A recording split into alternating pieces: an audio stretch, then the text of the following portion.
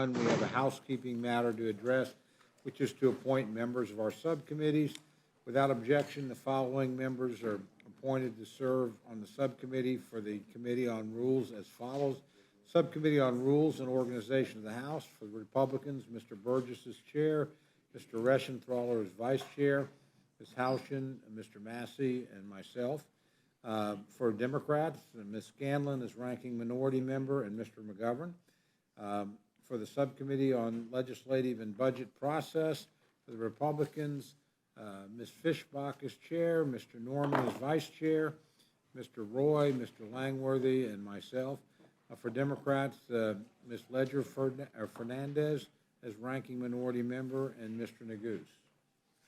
So, without objection, that's done. Unanimous. It is. Probably the only thing that will happen unanimously today, but anyway. So, good afternoon. Our business today is to consider H.R. 1, the Lower Energy Costs Act. President Biden has repeatedly taken actions that have damaged American energy security and driven up the price of energy for American consumers. On his first day in office, President Biden rescinded the permit for the Keystone XL pipeline and followed that up by suspending new oil and gas leasing and drilling on federal land and in federal waters. The partisan reconciliation bill that the Democrats passed into law last year included a devastating $6 billion natural gas tax, while also spending billions of dollars on Green New Deal type boondoggles. The consequences of these policies should have been obvious from the beginning. In 2021, the American energy prices spiked 29.3%, according to the Bureau of Labor Statistics, and a further 7.3% in 2022. This was most heavily felt through gasoline prices, which jumped a whopping 49.5% in 2021. Skyrocketing energy prices have heavily contributed to the inflation crisis that we've all felt. President Biden's policies have made life harder for everyday Americans and already stretched American families. As part of the commitment to America, House Republicans promised to end this sad state of affairs and unleash America's energy resources to make our nation energy independent. H.R. 1 is a fulfillment of that pledge. In passing this bill, we'll roll back the damaging policies pursued by the Biden administration. We will increase domestic energy production, reform the permitting process for new energy projects, repeal the $6 billion natural gas tax, and $27 billion Green Bank slush fund, and boost domestic production of critical minerals. Most importantly, lowering energy prices will ensure that no one has to choose between putting food on the table or fuel in the car. I'm sure my friends in the minority will object to policies that make it easier for America to utilize our vast reserves of traditional fuel sources like natural gas. But the United States should have an all-of-the-above energy policy. So-called green energy sources like wind should be part of the American energy mix. Wind, in fact, produces just under half the electricity consumed in my home state of Oklahoma. But we also should utilize and produce our other energy resources like natural gas. We owe it to the American people to establish our energy independence and ensure we're not reliant on pariah states like Russia or Iran for critical energy resources like gasoline. Pursuing an all-the-above energy policy, which is the policy followed in H.R. 1, is a fulfillment of that goal. With that, I now yield to our ranking member, Mr. McGovern, for any remarks he wishes to make. Well, thank you, Mr. Chairman. And I want to begin by expressing my sympathy for the victims of today's mass shooting at the Covenant Grade School in Nashville, Tennessee. Reports say that 3 children and 3 adults, in addition to the shooter, lost their lives during today's attack. You know, we spent all last week talking about the, quote, wokeism in our schools, about how Republicans think things like books and lessons pose a threat to our children. Well, 3 kids died today at the hands of gun violence. And I hope that at some point we can come together to do more than offer our prayers for the victims of mass school shootings and instead take real action that protects students when they go to school. And now to today's business. We're here today to meet on H.R. 1, which might as well be called the Polluters Over People Act. It doesn't lower energy costs for everyday Americans or do anything to make our country more energy independent. Instead, the Polluters Over People Act further pads the pockets of billionaire corporations that rip off our constituents, all so that the oil industry CEOs and shareholders can get even richer. The bottom line is that this bill makes it easier for companies to pollute and get away with it, making our air and water dirtier and exposing people to dangerous chemicals that could hurt them. The Polluters Over People Act is wrong for America for three big reasons. First, it repeals critical policies within the Inflation Reduction Act that hold polluters accountable. In the wake of the dangerous chemical spill that show how easily any community can be impacted by deadly pollution, why would we be making it harder for polluters to be held accountable for the mess that they make? Second, it gives more handouts to big oil, as if the industry's CEOs and shareholders haven't already raked in record profits these last few years at the expense of families all across the nation. By reversing important investments in clean, American-made energy, this bill will actually raise energy prices for everyday people. Third, it makes it easier for mining companies to strip public lands of their resources and then forces American taxpayers to foot the cleanup bill when these billionaire corporations dump their toxic waste on our communities. The Polluters Over People Act is the same dirty energy, pro-polluter plan that the GOP has been peddling for years and will drag our country back decades if it is ever signed into law. Our children's future depends on investing in clean, sustainable, American-made energy sources and taking bold steps to actually reduce pollution and clean up our environment. That is why House Democrats are focused on creating good-paying jobs in the renewable energy sector and advocating for the real reforms that will make homegrown energy possible so we don't have to rely on foreign cartels like OPEC and volatile international markets that are impacted by global events. H.R. 1 is House Republicans' most important bill this Congress. That's why it's H.R. 1. That means instead of coming up with innovative new ideas to lower costs for families, the top Republican priority is to add more drilling, more fossil fuels, more pollution dumped into our air and water, all so their oil industry friends can make more money. Give me a break. House Democrats oppose this because we are committed to seeking a future where our kids don't have to worry about having fresh air, clean water, healthy food, and all the other things that come with cutting pollution and addressing climate change. It's a future you'd think would be easy to get behind, yet here we are debating measures to make it easier for oil companies to contaminate our water, spew pollution, and God knows what else into our air, and then make us pay for it while they leave behind a toxic trail of disaster. Well, we say enough is enough. No more big oil giveaways and no more tax-funded handouts for billionaire corporations that are ripping off American families. There's plenty more to say, and I anticipate a lengthy back and forth today. So with that, Mr. Chairman, I yield back my time. Without objection, any prepared statements that our witnesses may have will be included in the record. I'd like to welcome our first panel, which is Chairman Westerman and Ranking Member Grijalva from the Natural Resources Committee, Chairman Graves and Ranking Member Larson from the Transportation and Infrastructure Committee. Chairman McMorris Rogers is on the way, not yet here. Mr. Duncan is here. Well, we are delighted to have my friend from South Carolina here, probably the #1 fan for Clemson University in America. But he'll be here. If Chairman McMorris Rogers makes it, we'll make the substitution. Ranking Member Pallone from the Energy and Commerce Committee as well. And then Chairman Westerman, welcome back to the Rules Committee, and I welcome your testimony.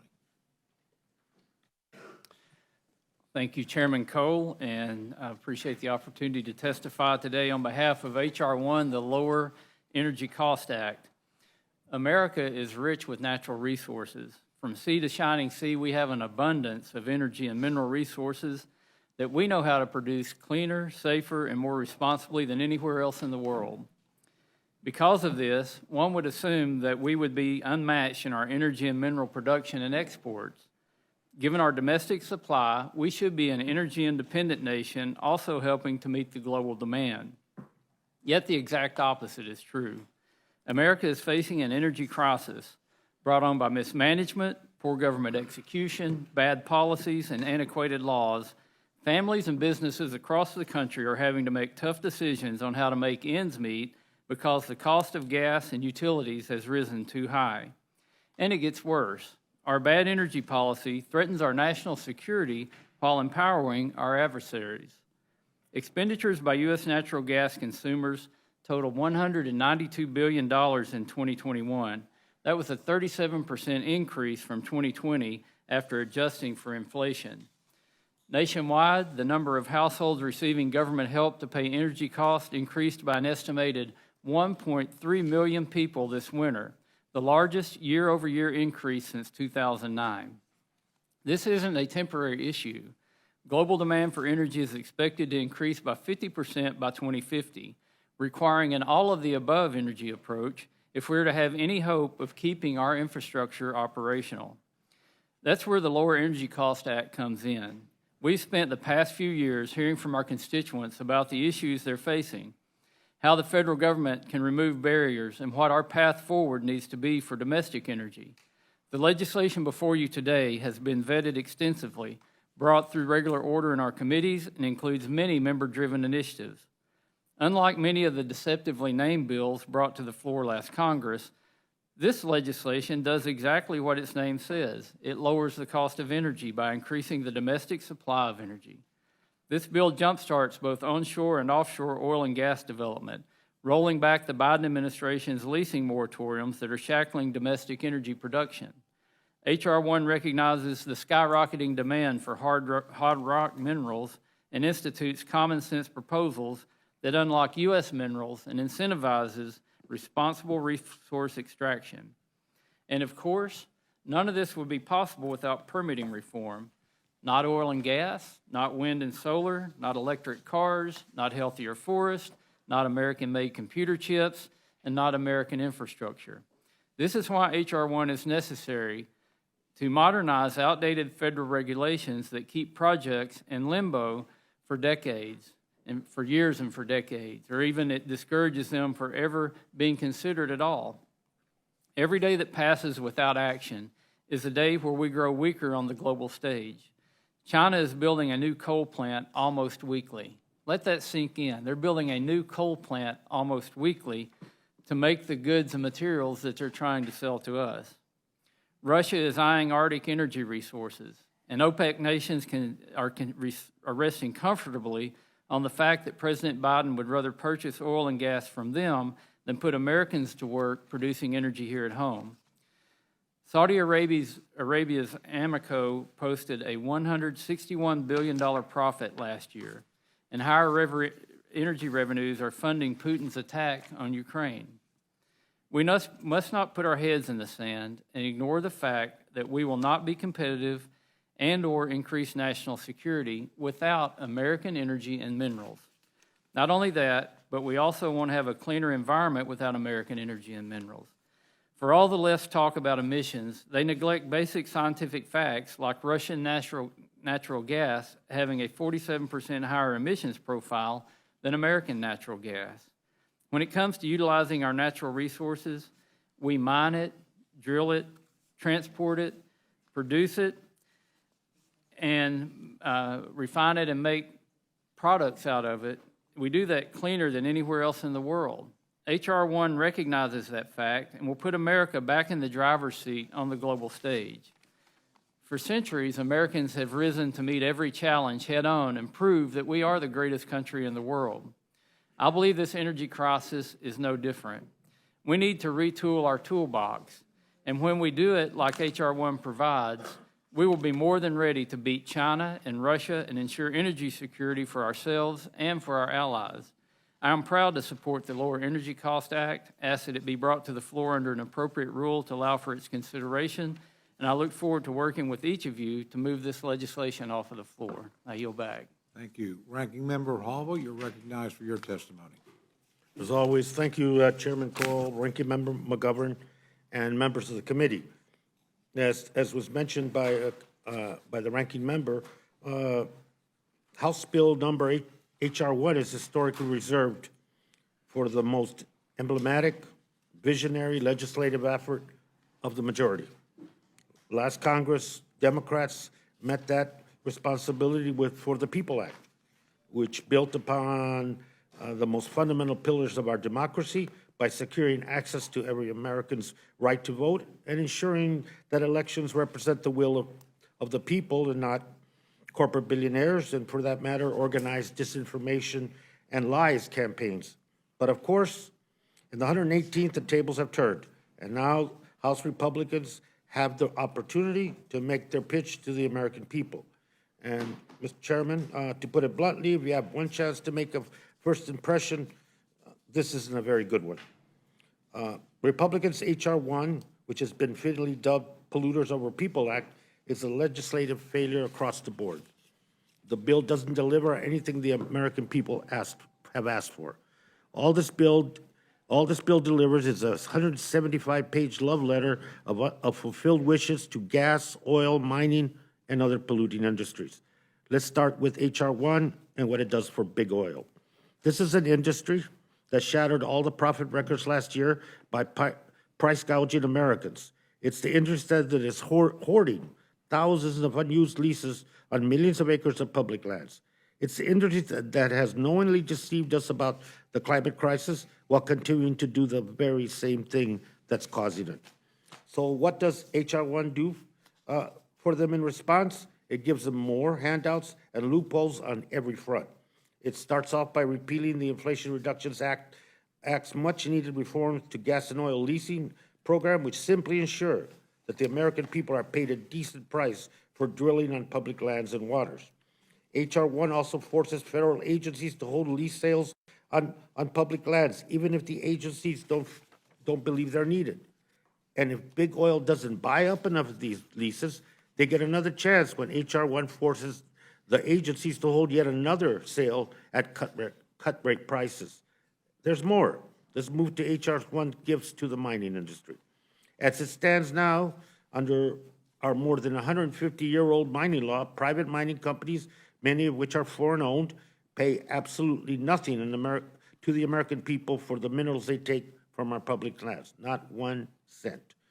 These companies ignore community and tribal voices, destroy our lands and special places, and leave behind a toxic wasteland that pollutes the air, water, and soil and makes communities sick, and leaves the bill for that cleanup and that remediation to the American taxpayer, again, without paying 1 single dime.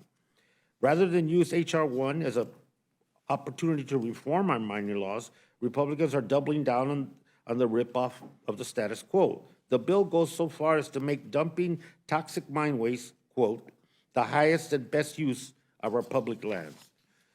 It elevates toxic dumping by polluters over recreation, renewable energy development, and all other uses of our public land. Again, there's more. Let me move on to address Republicans' claims of permitting reform in H.R. 1. The only permitting reform is the gutting of the National Environmental Policy Act, or NEPA.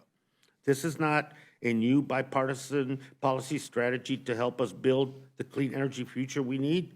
This is the same decades-old ideological attack on our bedrock environmental and public health laws that polluters have been asking for years and decades. It's not a serious effort. If we really want to improve energy project permitting, what we actually need, as experts have repeatedly pointed out, is to increase the capacity in federal permitting offices and to address our transmission issues. H.R. 1 does neither. Democrats were able to pass more than $1 billion in funding for permitting offices in the Inflation Reduction Act, which addresses the main cause of permitting delays, which one Republican witness at one of our hearings this month called a wonderful investment. Meanwhile, even industry representatives said that H.R. 1 will not help accelerate energy projects. Lastly, and this point is truly amazing, according to CBO, the Polluters Over People Act will increase the deficit, all to further pad the pockets of polluter industries, their CEOs, and their shareholders. Last-minute amendment that would sunset their own bill, this H.R. 1, at least on paper, in order to disguise the deficit the CBO has correctly pointed out. House Democrats have filed several amendments to H.R. 1 that will help mitigate some of the outright damage to our climate, our communities, and our economic future that this bill will cause. But I'm afraid at the end of the day, there is ultimately no path forward for making H.R. 1 any semblance of a legislative proposal that for the American people and not polluters. That's what we deserve. We don't have that. And I raise my opposition here and yield back. Chairman Graves, you're recognized for your testimony. And Ranking Member McGovern and the rest of the committee. I'm here today, obviously, in support of H.R. 1, the Lower Energy Costs Act, a bill which I'm proud to co-sponsor alongside my colleagues that are here today. H.R. 1 is going to unlock and streamline the United States energy potential, and Americans across the country are going to benefit from its enactment. Specifically, what I'm here to discuss is Division C of the bill, which falls under the Transportation and Infrastructure jurisdiction, which focuses on clarifying the scope of Section 401 of the Clean Water Act. In doing so, Division C promotes the development of the nation's energy infrastructure by streamlining the Section 401 permitting process and focusing on the water quality standards of the Clean Water Act. This division of H.R. 1 was originally introduced as H.R. 1152, the Water Quality Certification and Energy Project Improvement Act, by two Transportation Subcommittee Chairmen, David Rouser and Garrett Graves. Last month, the Transportation Infrastructure Committee marked up this bill, and we favorably reported it from the House. Section 401 of the Clean Water Act allows states to issue water quality certifications for applicants seeking permits for any activity that may result in a discharge into navigable waters. Many projects that require water quality certifications pursuant to Section 401 are critical to our nation's energy production and infrastructure, such as natural gas pipelines, liquefied natural gas export terminals, coal export terminals. Unfortunately, in recent years, important energy projects have been blocked by states that abuse the Section 401 permit process. Instead of focusing on water quality reasons to deny permits to energy projects, certain states have used reasons some as trivial as temporary noise that lie outside the scope of Section 401 to deny water quality certification. The last thing this country needs is to return to the days of dependence on foreign energy, especially when we can produce and distribute energy right here and maintain water quality at the same time. Division C of H.R. 1 provides clarity to Section 401 of the Clean Water Act and brings its focus back to the clear intent of the law. This piece of legislation is critically important to lowering energy costs and boosting American energy production. H.R. 1 would not achieve its stated goals without including Division C, and I'm proud to see it included in this crucial package. I urge support of H.R. 1 and welcome any questions at the end. Thanks. I yield back. Thank you. Ranking Member Larson, you're recognized for your testimony. Thank you, Mr. Chair, Mr. Ranking Member, and committee members. Last Congress, the House and Senate reached a historic agreement to restore, upgrade, and advance our nation's interconnected infrastructure networks through the bipartisan infrastructure law. The BIL addressed the very real challenges our communities face. Among other things, it provided $13 billion to upgrade our clean water infrastructure. The BIL, along with other vital domestic investments through the CHIPS Act and the Inflation Reduction Act, showed what Congress is capable of when it focuses on addressing the real needs of American families. As these investments are implemented nationwide, I recognize the majority's interest in ensuring the permitting requirements are not insurmountable barriers to implementation. However, local communities matter, and bedrock environmental laws like the Clean Water Act ensure federal collaboration with local communities. To be effective, that process must build on mutual trust between the parties, because any effort to force that process often results in opposition, delay, and litigation. Yet H.R. 1, the Polluters Over People Act, misses the mark by stifling local participation and buy-in, which will only result in projects taking longer to implement, slowing the effort to experience the benefits of the bipartisan infrastructure law and the Inflation Reduction Act.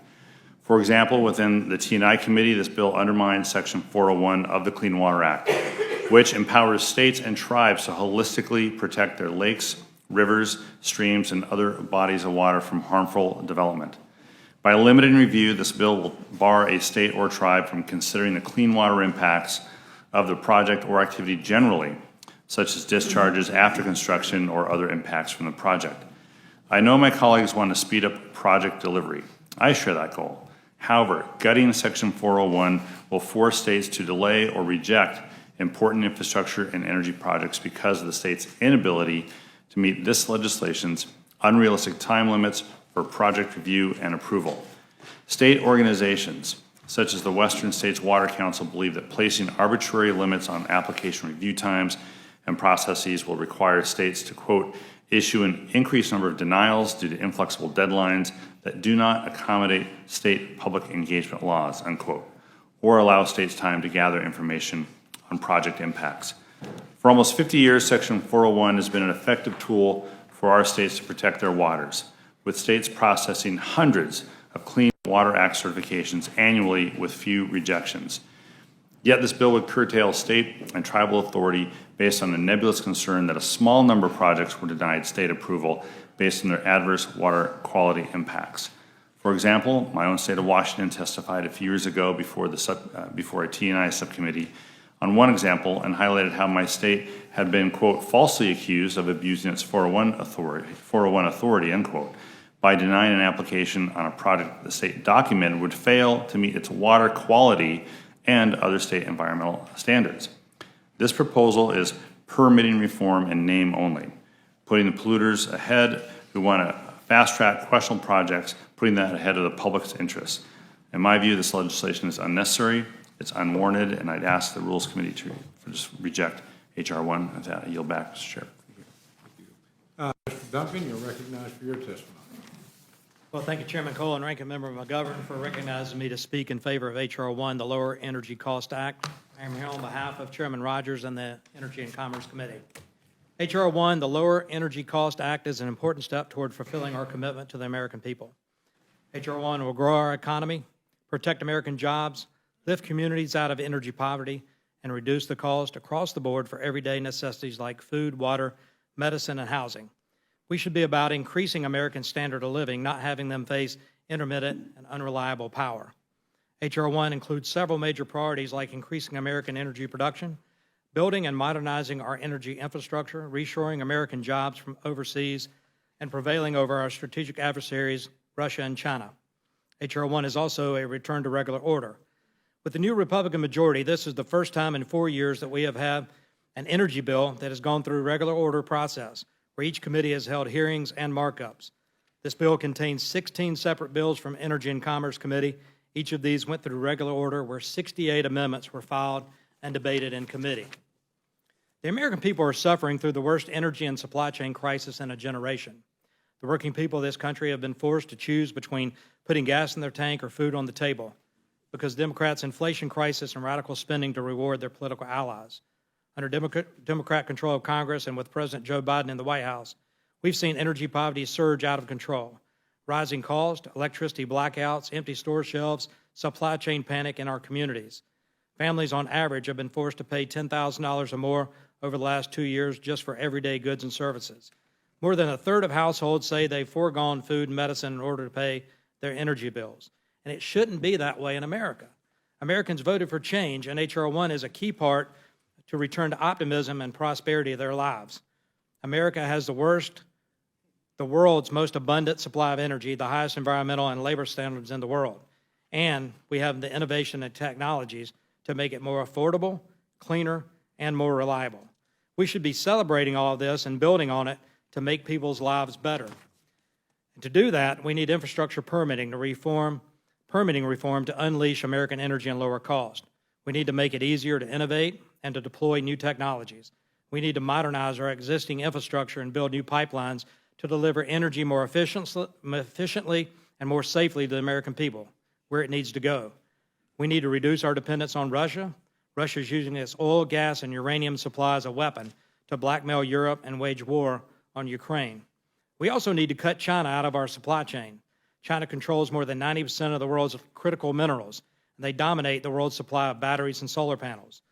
There are several solutions in H.R. 1 that would work to ease the permitting process for building up critical minerals, processing, and refining facilities in the United States. China has the market cornered on processing and refining critical minerals, and they do so in much worse conditions than American mining and regulations. We need to change that. We need to secure our supply chains. These critical minerals are vital to technologies like wind, solar, and batteries. To win the future, we must reverse President Biden's war on American energy and his agenda that is making us reliant on the Chinese Communist Party. We cannot afford to move backwards with reckless command and control so-called climate agenda that forces people to pay more and go without reliable energy. It's time to embrace and expand America's position as the #1 energy producer in the world while continuing our leadership to reduce emissions. H.R. 1 will grow American jobs. It'll strengthen our supply chains, bolster our security against our adversaries, and make life affordable again. Let me just say that many of the industries that will benefit are the very utilities that provide the 24/7, 365 baseload power for our homes, our communities, manufacturing, our states, as well as the people in poverty around the globe who could benefit from clean-burning, U.S.-produced natural gas, not to mention our allies who've turned back to coal and wood for many of their needs as Russia continues to control their supplies. So I urge support of H.R. 1 and look forward to your questions today, and with that, I yield back. Ranking Member Pallone, you're recognized for your testimony.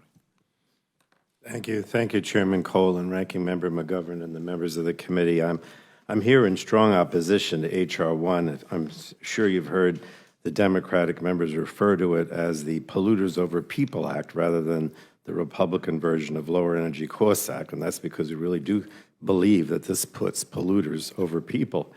And I do think that this bill is dangerous legislation that would make energy dirtier, less reliable, and more expensive.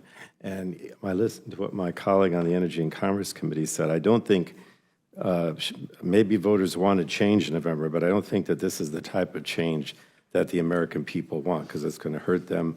It's less environmental protection, less health and safety.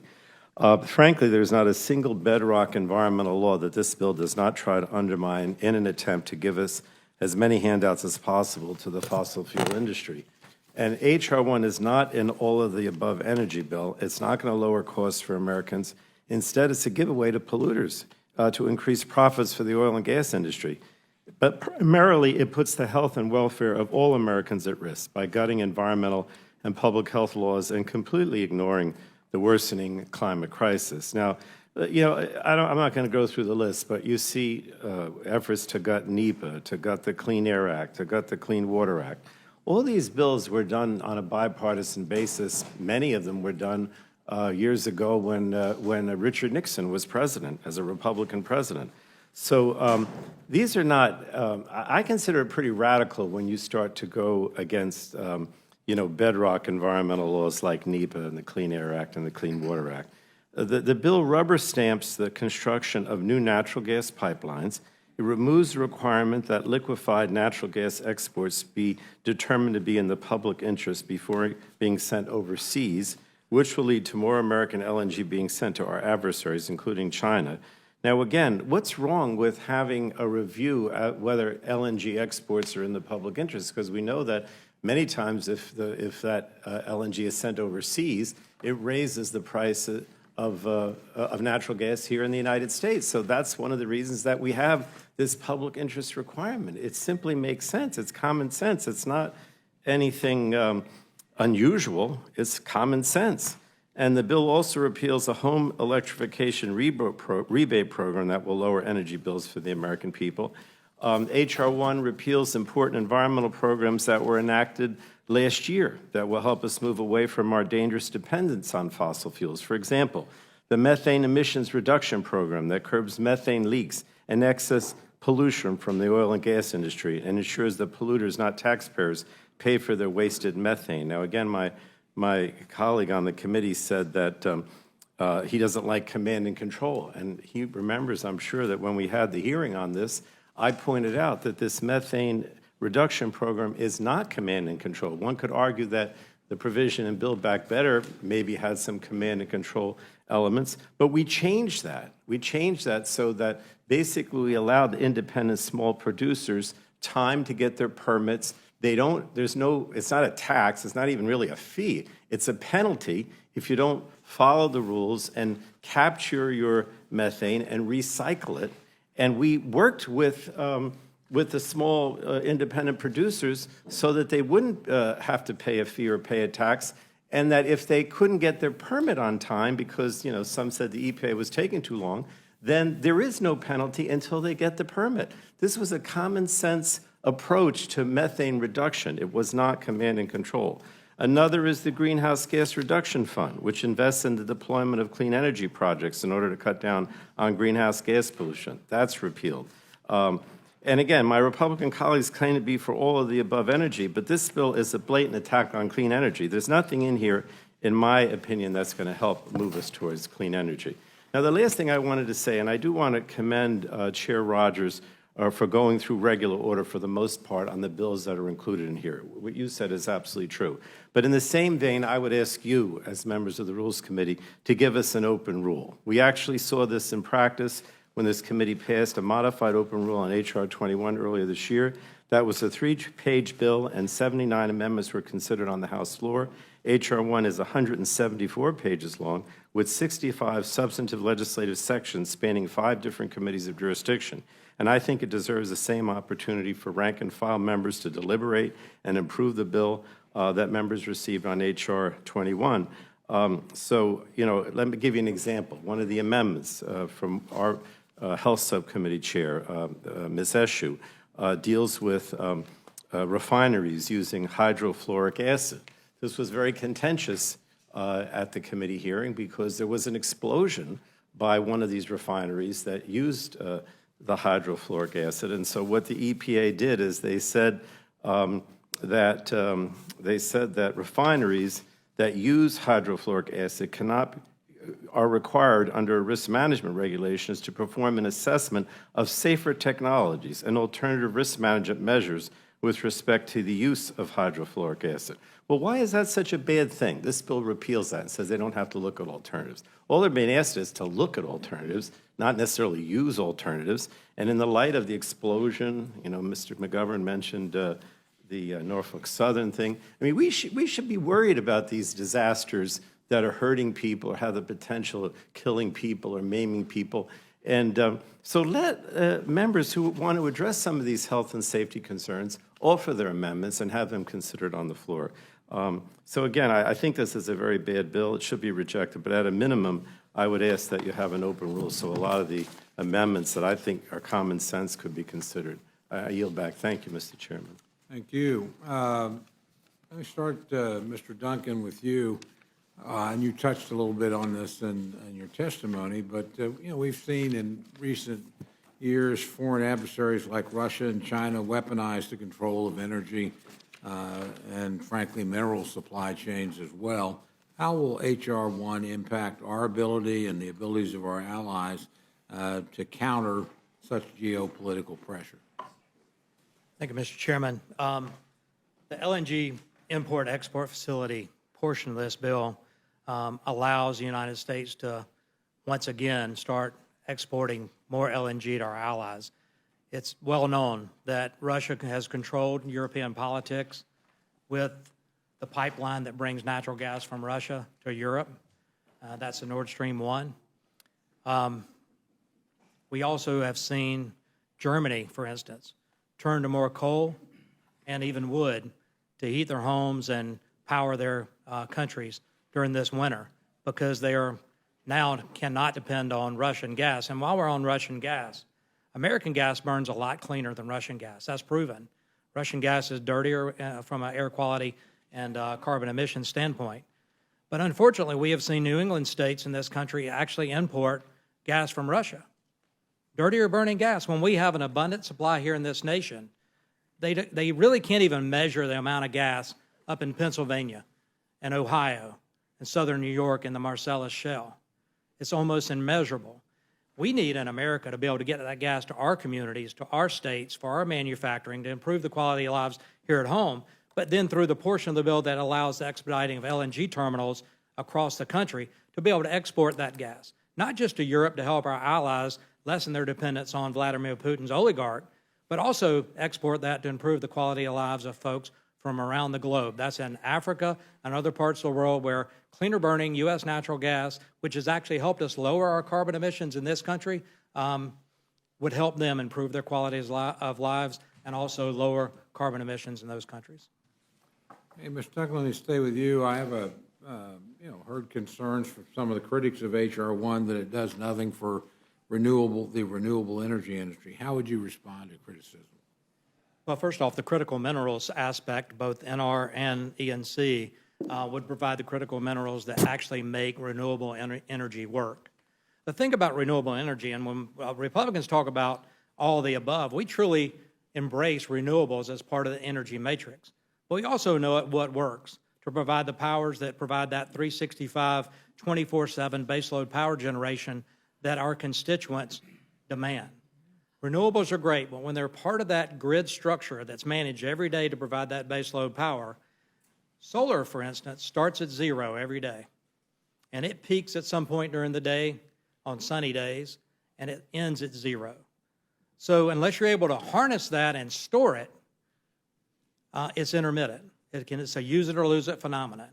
During the rest of the other 12 hours of the day, give or take time of the year, you need to produce baseload energy when parents are getting home to cook dinner for their children or to read to them with the lights and heat their homes and start washing clothes. They need to make sure that power is available. Intermittent power doesn't get you that. And so we need that baseload power generation. The component in this bill that allows pipeline permitting would actually allow natural gas, which is a dispatchable energy source. That means you can turn it on and off as needed. You can't turn solar on, you can't turn wind on, but you can turn dispatchable energy on to meet that peak demand as it's needed. And if states don't have access to an abundant amount of natural gas to meet that baseload power generation, then there is going to be rolling brownouts, just like we almost saw on Christmas Eve of this year. It was almost a Texas-like event all across the South, up into the Ohio Valley, because the wind and solar was not available, and they needed dispatchable energy. Thank you very much. Chairman Westerman, the Rules Committee's received several amendments aimed at banning energy development in certain areas of the country. My understanding that H.R. 1 does not have any ban on any forms of energy in any areas, but also that it doesn't lift any of the current moratoriums as well. So, clearly you've chosen to try and strike a balance here. Can you explain why you felt this was the best approach? Thank you, Chairman Cole, for that question. And the bill doesn't ban any current forms of energy. It doesn't establish any new moratoriums.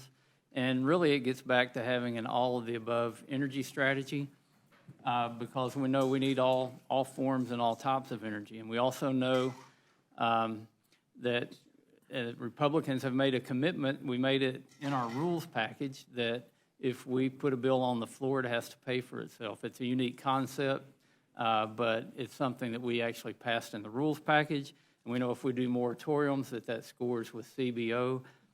So we will have a bill on the floor that is paid for, that doesn't prioritize one type of fuel source over another type of fuel source. And, along those lines, Mr. Chairman, I find it interesting that our colleagues call our H.R. 1 the Polluters Over Peoples Act, when actually current energy policy puts the world's worst polluters over the American people.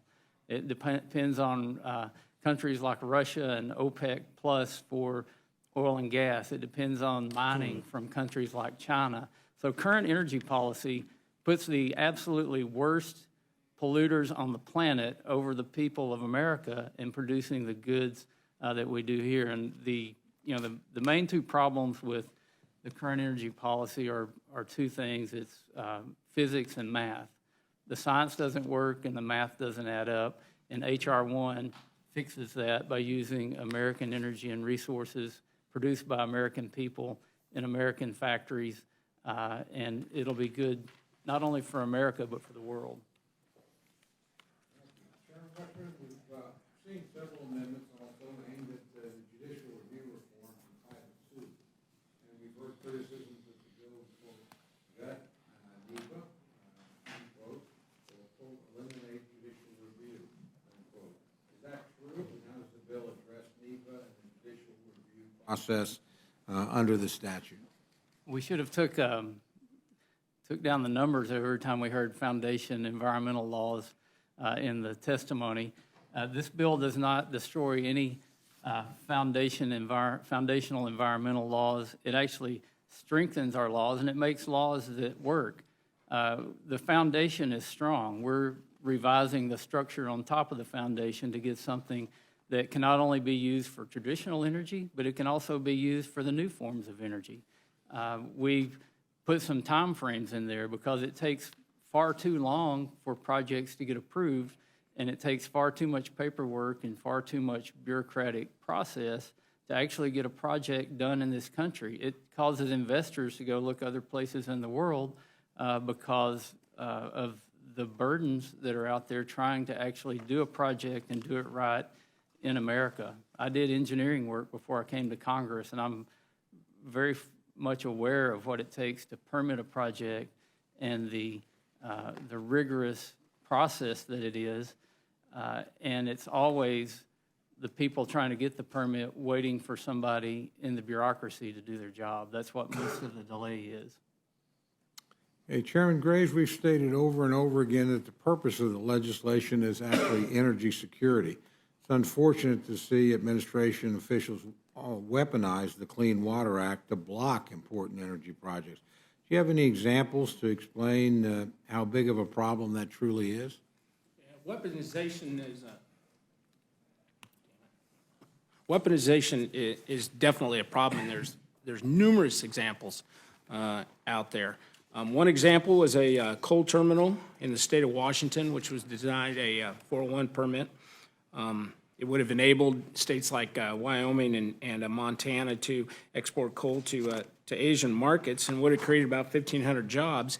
It was supported by the unions, the local unions, but the state of Washington denied it based on 9 criteria, including noise and social and community resources. So these were outside the outside clean water standards, and they were outside the quality standards that the Clean Water Act set up. Another example is in Oregon. So it was a LNG pipeline to an export terminal, which would have had the capability of moving 1 billion cubic feet of natural gas per day, and it was blocked by the state. So after giving the applicants, the runaround, Oregon denied certification, citing incomplete information which was given. But the bottom line is the Federal Energy Regulatory Commission found that the project's plan for environmental mitigation and impact was satisfactory. Oregon denied certification based on reasons outside the scope of the Clean Water Act. And the third one I'm going to give you is in New York. It was a 37-mile extension on a natural gas pipeline that was denied. It would have provided additional natural gas to meet the needs of approximately 2.3 million households within the region, and it would have pumped about $327 million into the region's economy. And here again, the Federal Regulatory Commission concluded that the long-term effects would be limited to air quality and noise, and that all project effects would be reduced to less than significant levels. That was their wording. Yet once again, the state, they gave them the runaround. They asked the applicants to come back multiple times with more documents and moving the goalposts. And when they finally gave a straight reason for denying the project, they cited indirect effects on water resources. But none of these reasons were provisions in the Clean Water Act. So when you ask about weaponization, it's absolutely what's happening, and that's the reason we just want to clearly define,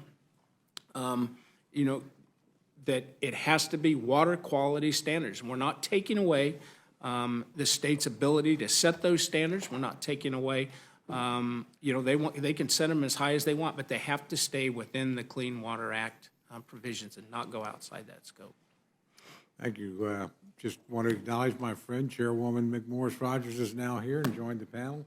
With that, I'll turn to my very good friend, the ranking member, for any questions he cares to pose to our witnesses. Well, thank you very much. Appreciate everybody. Let me just say to Mr. Westerman, my problem with your testimony is you seem to say that because China behaves badly when it comes to respecting the environment, that our response should be that we should as well. I don't buy that logic. I think we should be leaders in the area of clean, green, renewable energy. I don't think China should be our example, or that we should engage in the kind of development of energy that pollutes because China or Russia or anybody else does. I think we should lead the world toward a greener, cleaner future to deal with the very real problem of climate change and all the health implications associated with that. And let me say to Chairwoman McMorris Rogers, you know, look, I'll be honest with you, I'm kind of appalled that the Republican majority has made its top legislative priority a bill that creates new loopholes for the oil and gas industry. You know, this bill guts our bedrock environmental and public health laws designed to keep our air and water free from dangerous pollution and our constituents safe. And I think whether you're from a blue state or a red state, I think all of our constituents want to be safe, want us to keep their health and well-being in the forefront. As I mentioned earlier in my opening remarks, the train carrying toxic chemicals that derailed in East Palestine, Ohio, caused a massive fire and chemical spill that has devastated that community. And since then, we've seen the tragic human toll this spill has wreaked upon the people of East Palestine. Just today, a local grandfather detailed the pain caused by this terrible incident. He said, and I quote, "He's never cried this much in his life.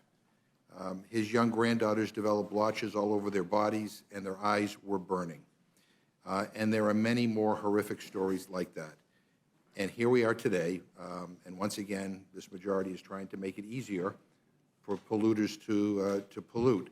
So, Chairwoman McMorris Rogers, I saw that the Energy and Commerce Committee is holding a hearing tomorrow on this disaster. What appears to be missing is a witness from Norfolk Southern. And I got to be honest, I find it absurd and unconscionable that the Energy and Commerce Committee would be holding a hearing on the train derailment without the company that actually caused the derailment. But not surprising, because here we are on the Rules Committee, again, trying to give even more cover to polluters who pollute. So, yeah, and it seems that the initial impulse is not to hold the polluter accountable. It's the, scored some political points against the Biden administration. It seems to me you ought to have the company come and testify first. So I guess my question is very simple. Will you commit to inviting the CEO of Norfolk Southern, Mr. Alan Shaw, to the Energy and Commerce Committee to testify about the toxic mess that his company caused in East Palestine, Ohio? Thank you, Mr. McGovern. It's great to be here in front of the Rules Committee, and yes, we are having a hearing this week on the tragic train derailment. This will be the first hearing in the House, and we're focusing on the response by the federal and state agencies to better understand the laws that are in place, the protections that are in place, how quickly the response happened. Oh, okay, thank you. That's where we are starting. There will be a time when we would hear from the company, but I felt it was appropriate that we would begin by getting a response. When will that be? It seems to me. I'll get back to you. But just let me assure you that we share a commitment to clean air, clean water. We are all very, very concerned about what happened in East Palestine, Ohio.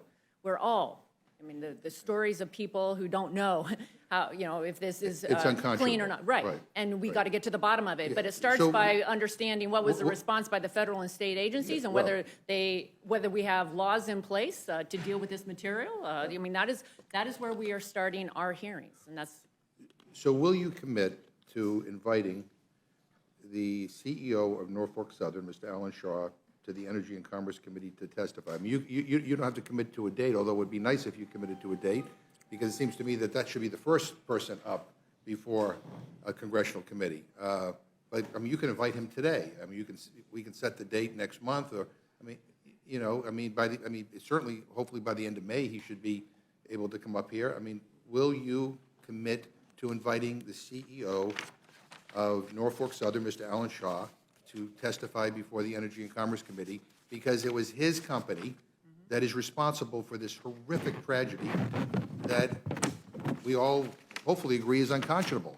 And I just read to you the statement from a grandfather who was horrified by the impact on his kids. So that's just, I mean, it would be helpful to say, yes, we will invite him, and, you know, we will put the invitation in the mail today, and then we will work with the minority to set a date when he can come and testify. So can we get a commitment that you will invite him?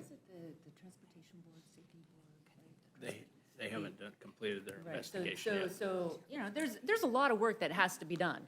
And I am, you know, we're going to have this first hearing, Mr. McGovern, and we'll decide then what are the appropriate next steps. I think it would probably make sense, and I'll work with you on when it's appropriate for the company, the CEO of the company, to testify. The federal agencies, the National Transportation Safety Board, is still doing their investigation as to what they believe happened. I think that is appropriate. It is important that we also know what was in these chemicals. We're all concerned about making sure that we know they were these chemicals are horrific, safe. right? We know that the impact is horrific. Look, we don't have time.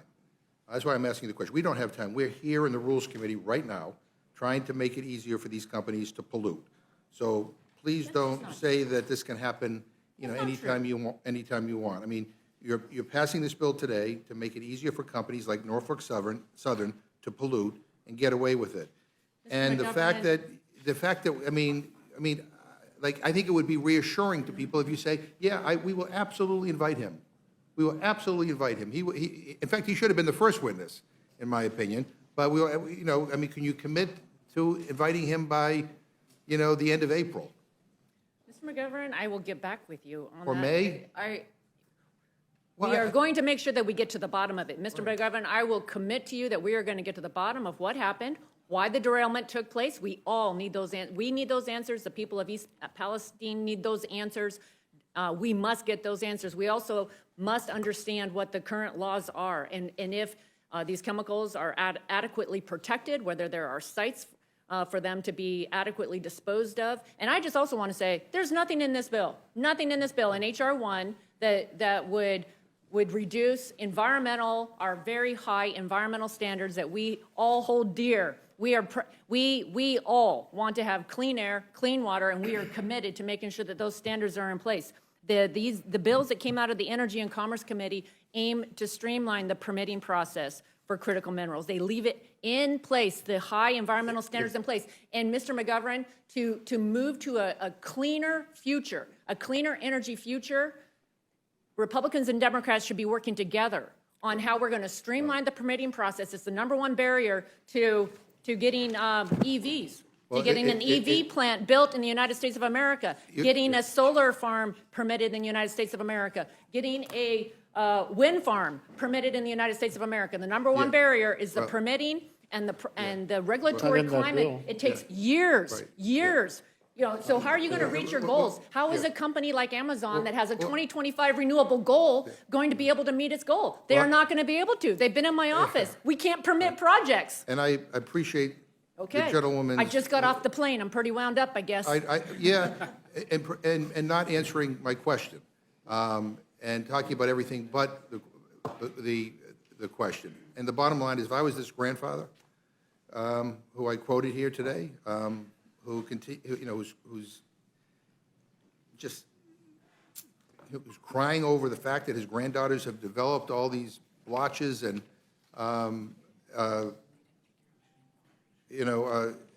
as a result of this spill, I would be listening to this and I would be screaming at the television set, saying, I mean, really? I mean, the CEO of the company that is responsible for this terrible spill, for all the damage to make this community unlivable, that we can't even just say, yeah, absolutely, he's on top of our list. You know, he's coming right now. I mean, I wish, I wish I saw some of that passion aimed at the people, who have suffered as a result of this pollution. Mr. Pallone, do you have anything you want to I mean, like, why isn't the CEO of Norfolk Southern invited to a hearing, you know? Well, we asked the majority to invite him, and so hopefully he will be invited at some future hearing. But look, I appreciate your inquiry. It's so important, the way you describe it, so I don't want to take away from that. But I do want to say that, you know, this is part of the larger problem with this bill. This bill, contrary to what my Republican colleagues have said, really goes against all the bedrock environmental protections that we've had for 50 years. I don't care whether it's NEPA, it's the Clean Water Act, it's the Clean Air Act. Some of these things are in the other committees, so I don't want to get into all the details. But it goes after all those things. And I just don't understand it. I mean, you know, we're all in this together, right? I mean, it doesn't matter whether you're rich or poor or what state you're from. You know, if you start to gut the Toxic Substance Protection Act or NEPA or all these bedrock environmental protections, everybody suffers. I mean, you can't escape this, right? We all breathe the same air. I don't care how rich you are. What are you going to do, wear a mask, buy some kind of $1 million mask or something? I mean, it just beguiles me to see that, as you said, Mr. McGovern, the first major piece of legislation that deals with energy, or this, is something that goes against health protections, public safety protections, you know, and I'm not even mentioning climate. I mean, obviously climate, but I think for a lot of Republicans, that's, you know, they just reject it. That's human induced. But I mean, we're talking about things that we've had on the books for years that are there because, you know, people are their health is going to be impacted. The TSCA bill, I haven't even mentioned that, Toxic Controlled Substances Act. That was done by myself and Mr. Shimkus. It was totally bipartisan. We did this together. We worked on it for 12 years. And now all of a sudden, this new Republican majority wants to gut that. I just don't get it. And I think that what you're pointing out with the Norfolk Southern is a perfect example of how the Republicans are just they're not really worried about protecting the average person. And I don't understand it because it doesn't matter whether it's that guy's grandfather, or it's me or you, or the rich guy down the street who votes Republican. We're all going to be impacted in a negative way. Look, I have an amendment that I hope will be made in order, but I mean, it strikes one of the most egregious and, quite frankly, unconstitutional parts of the bill, language that would provide blanket immunity to polluters who violate our country's environmental laws. You know, there are a lot of parts of this bill that I find deeply flawed, but Section 10011 takes the cake. This section gives polluters a blank check to ignore the Clean Water Act, which is awful enough on its own, but it goes further. There's language giving polluting corporations legal immunity if they violate any environmental law in our country. This is not an exaggeration. Any violation of any environmental law by polluters under this section would not be considered a breach of the law. And just think about that for a minute. I mean, the way this bill is written, a polluting company could kill a bald eagle or dump toxic sludge into drinking water without facing any consequences. I mean, who in this country would want to give polluters that kind of unchecked power? Even worse, the bill does not stop at federal environmental laws. It explicitly attempts to gut state and local laws, too. In Massachusetts or any other state that has decided to protect communities from being poisoned by polluters, this bill says they can't do it. And I view that as a clear violation of the 10th Amendment. But my biggest question is, where on earth are the states' rights champions in the Republican Party on this? I thought this was sacrosanct in the GOP. But if this language stays in the bill, it's clear to me that the majority never really cared about respect for states' rights. So, or at least they don't care about it as much as helping polluters hurt communities while making money hand over fist. So I hope that my amendment will be made in order. Look, all we're asking for with the CEO of Norfolk Southern is that you commit to inviting him before the Energy Commerce Committee so he can be questioned by Republicans and Democrats, and he can be held to account for what his company did in East Palestine, Ohio. This is not about saying you should subpoena him unless he decides he doesn't want to come. This is about just saying, here's an invitation. We want you to come. And that's all we're asking for here. And look, I'll just say, I think what is happening here, quite frankly, is grotesque. I really do. You know, you refuse to commit to going after polluters who caused this disaster in East Palestine. I mean, we've got to do a deep dive on how we can go after the Biden administration. I think that's the focus of the hearing. You evidently want to shield this company from answering questions on how we can prevent another disaster like this. And it's all because my friends are putting polluters over people, just like you are with this bill. And it's wrong.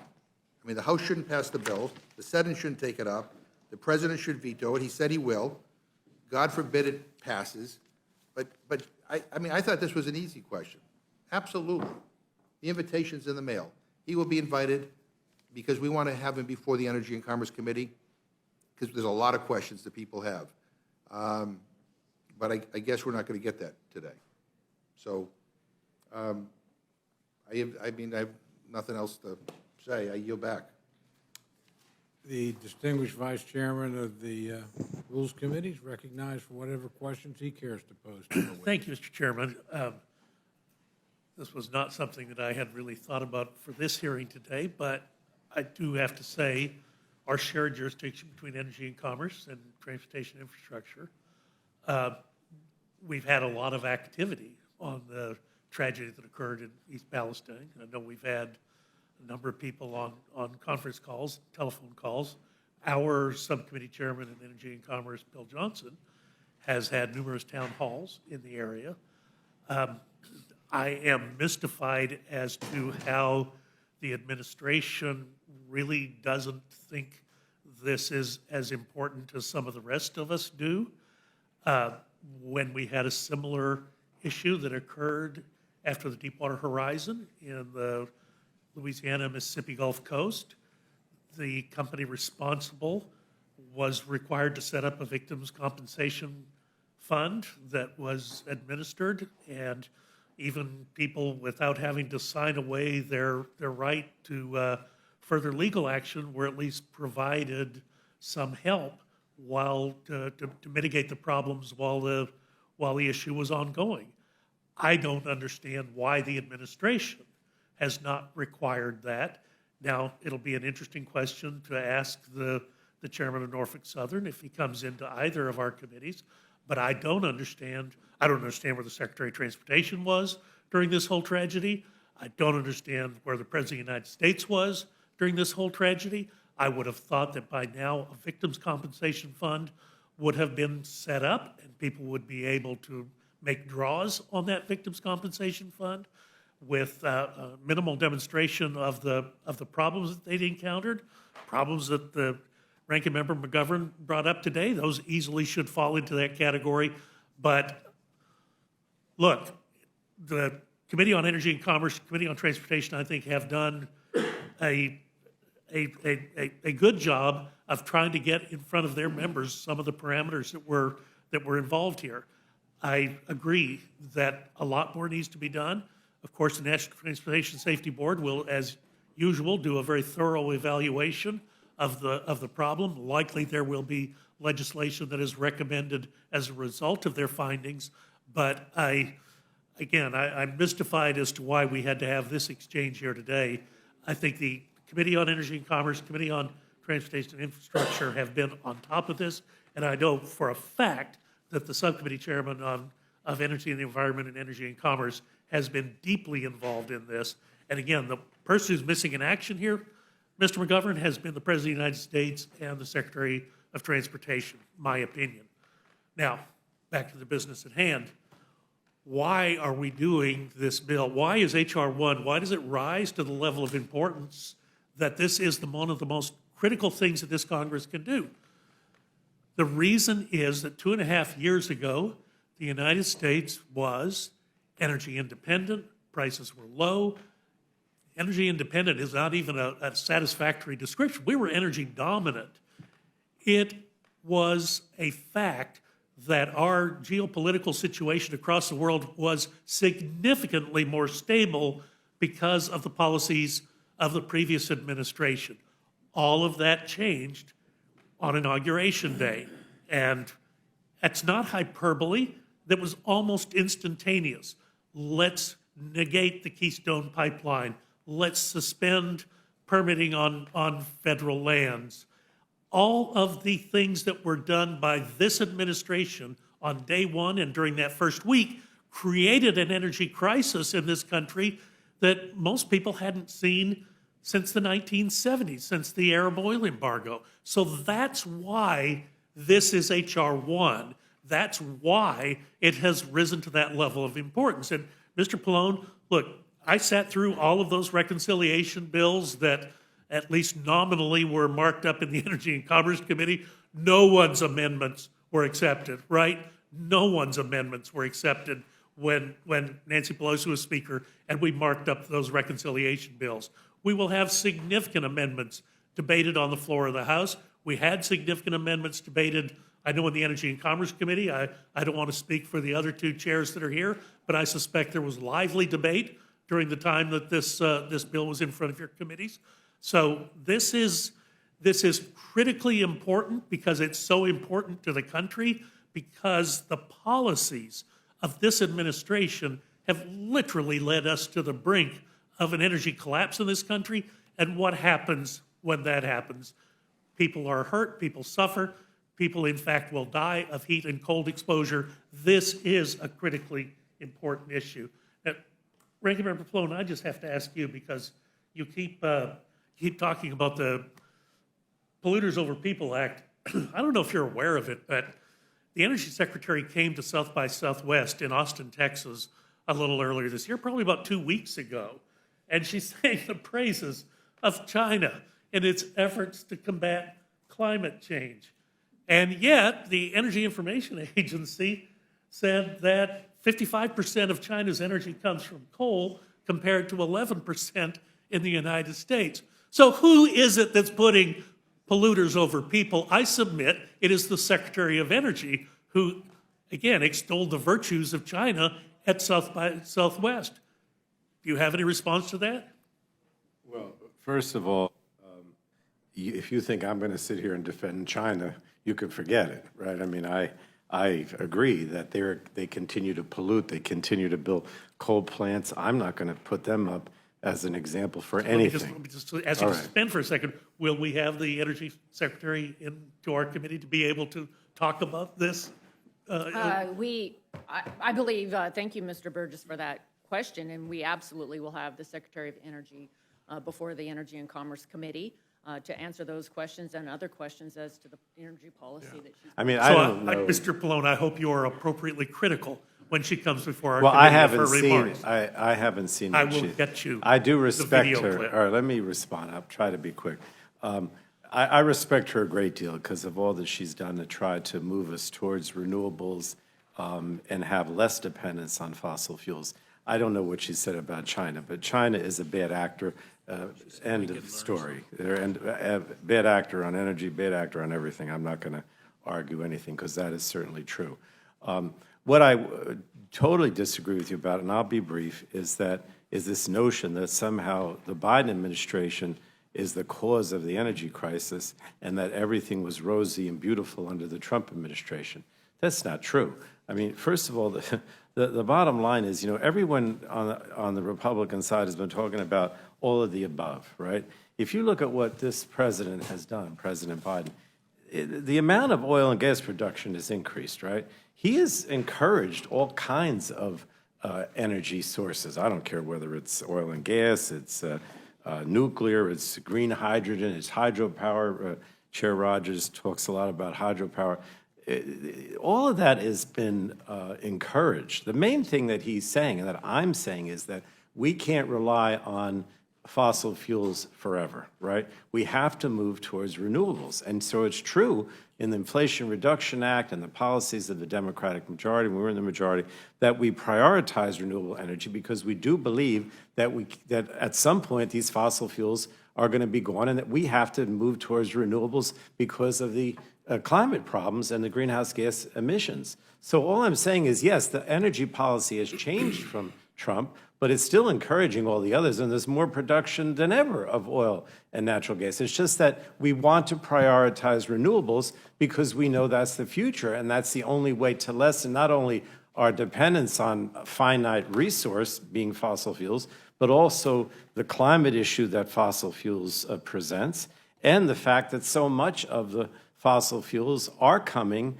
from countries that are enemies. So there's nothing wrong with encouraging renewables and prioritizing that. That's the difference between Biden and Trump, in my opinion. It's that old story of jumping off the bridge won't hurt you. It's the sudden stop at the bottom. What has hurt the country was the sudden, literally the radical departure from the previous administration's energy policies to. I'm sorry. You reject the Keystone Pipeline on day one. Let me just ask you, Mr. Westerman, what happened to drilling on federal lands the day after Inauguration Day? There was a moratorium put in place, which went to court. The Biden administration finally did a sale that got challenged, and they didn't even go to court to defend it. So there's been an all-out attack on energy production on federal lands and waters under the Biden administration. And even more, there's been the lack of personnel at the Department of Interior to act on the permits that are, the president likes to say, well, I've given all these leases, but no one can get permits through the Department of Interior because no one is home. They are still working from home because of the pandemic regulations, correct? I heard it touted earlier about $1 billion, I think in the Inflation Reduction Act. We didn't name that. The same people that are calling this bill the Polluters Over People Act called it the Inflation Reduction Act. And the question is, how's that worked out for you? How's that $1 billion done as far as getting permits? Because it's no better today than it was before the $1 billion was put out there. The simple fact is we can't use American resources because we can't get them permitted, which quells investments. The demand for energy hasn't stopped at all. The worldwide demand for energy is on an exponential increase, and that's for all fuel types.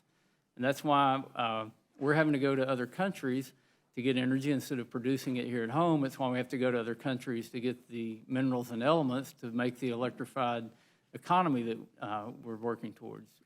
And that's what's so frightening about all of this, because it's not like we ran out.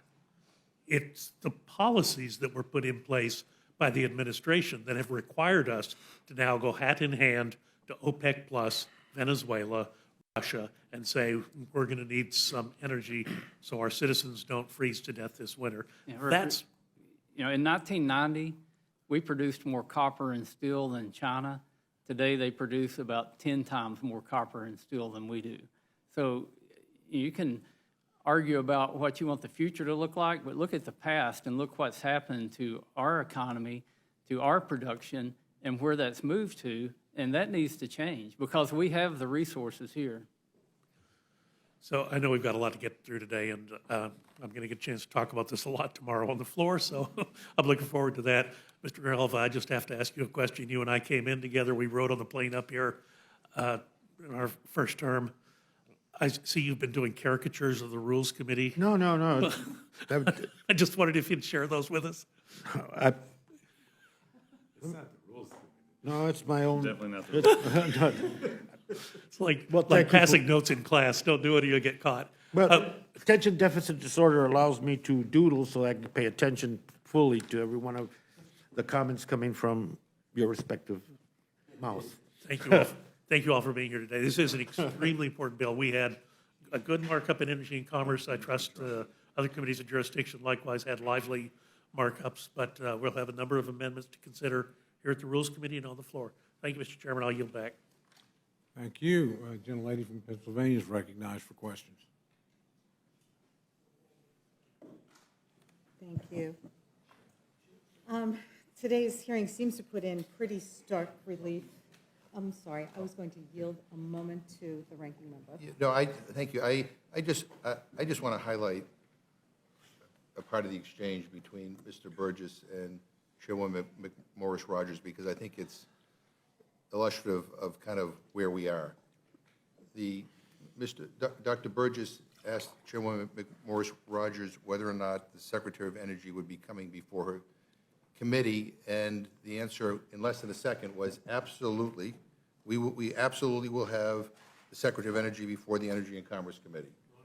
And contrast that to my question about the inviting the CEO of Norfolk Southern, Mr. Alan Shaw, to the Energy and Commerce Committee, and after like multiple attempts to get, yes, we will, was unable to get that confirmation. And so when we say that this bill is about putting polluters over people, that is one of the reasons why. And I just wanted to make that clear for the record in case anybody missed it in your exchange. I thank the Will the gentleman yield for a question? I'm happy to yield to the gentleman for. Who? No, I don't have the time. The gentleman in Pennsylvania does, so she yielded to me so I could highlight your. Who Brilliant pays question. the salary of the Secretary of Energy? The Yeah, taxpayer. yeah. So it is appropriate. Who dumped that the we- toxic chemicals in we- East is Palestine, appropriate. Ohio? I'll reclaim my time. Thank you.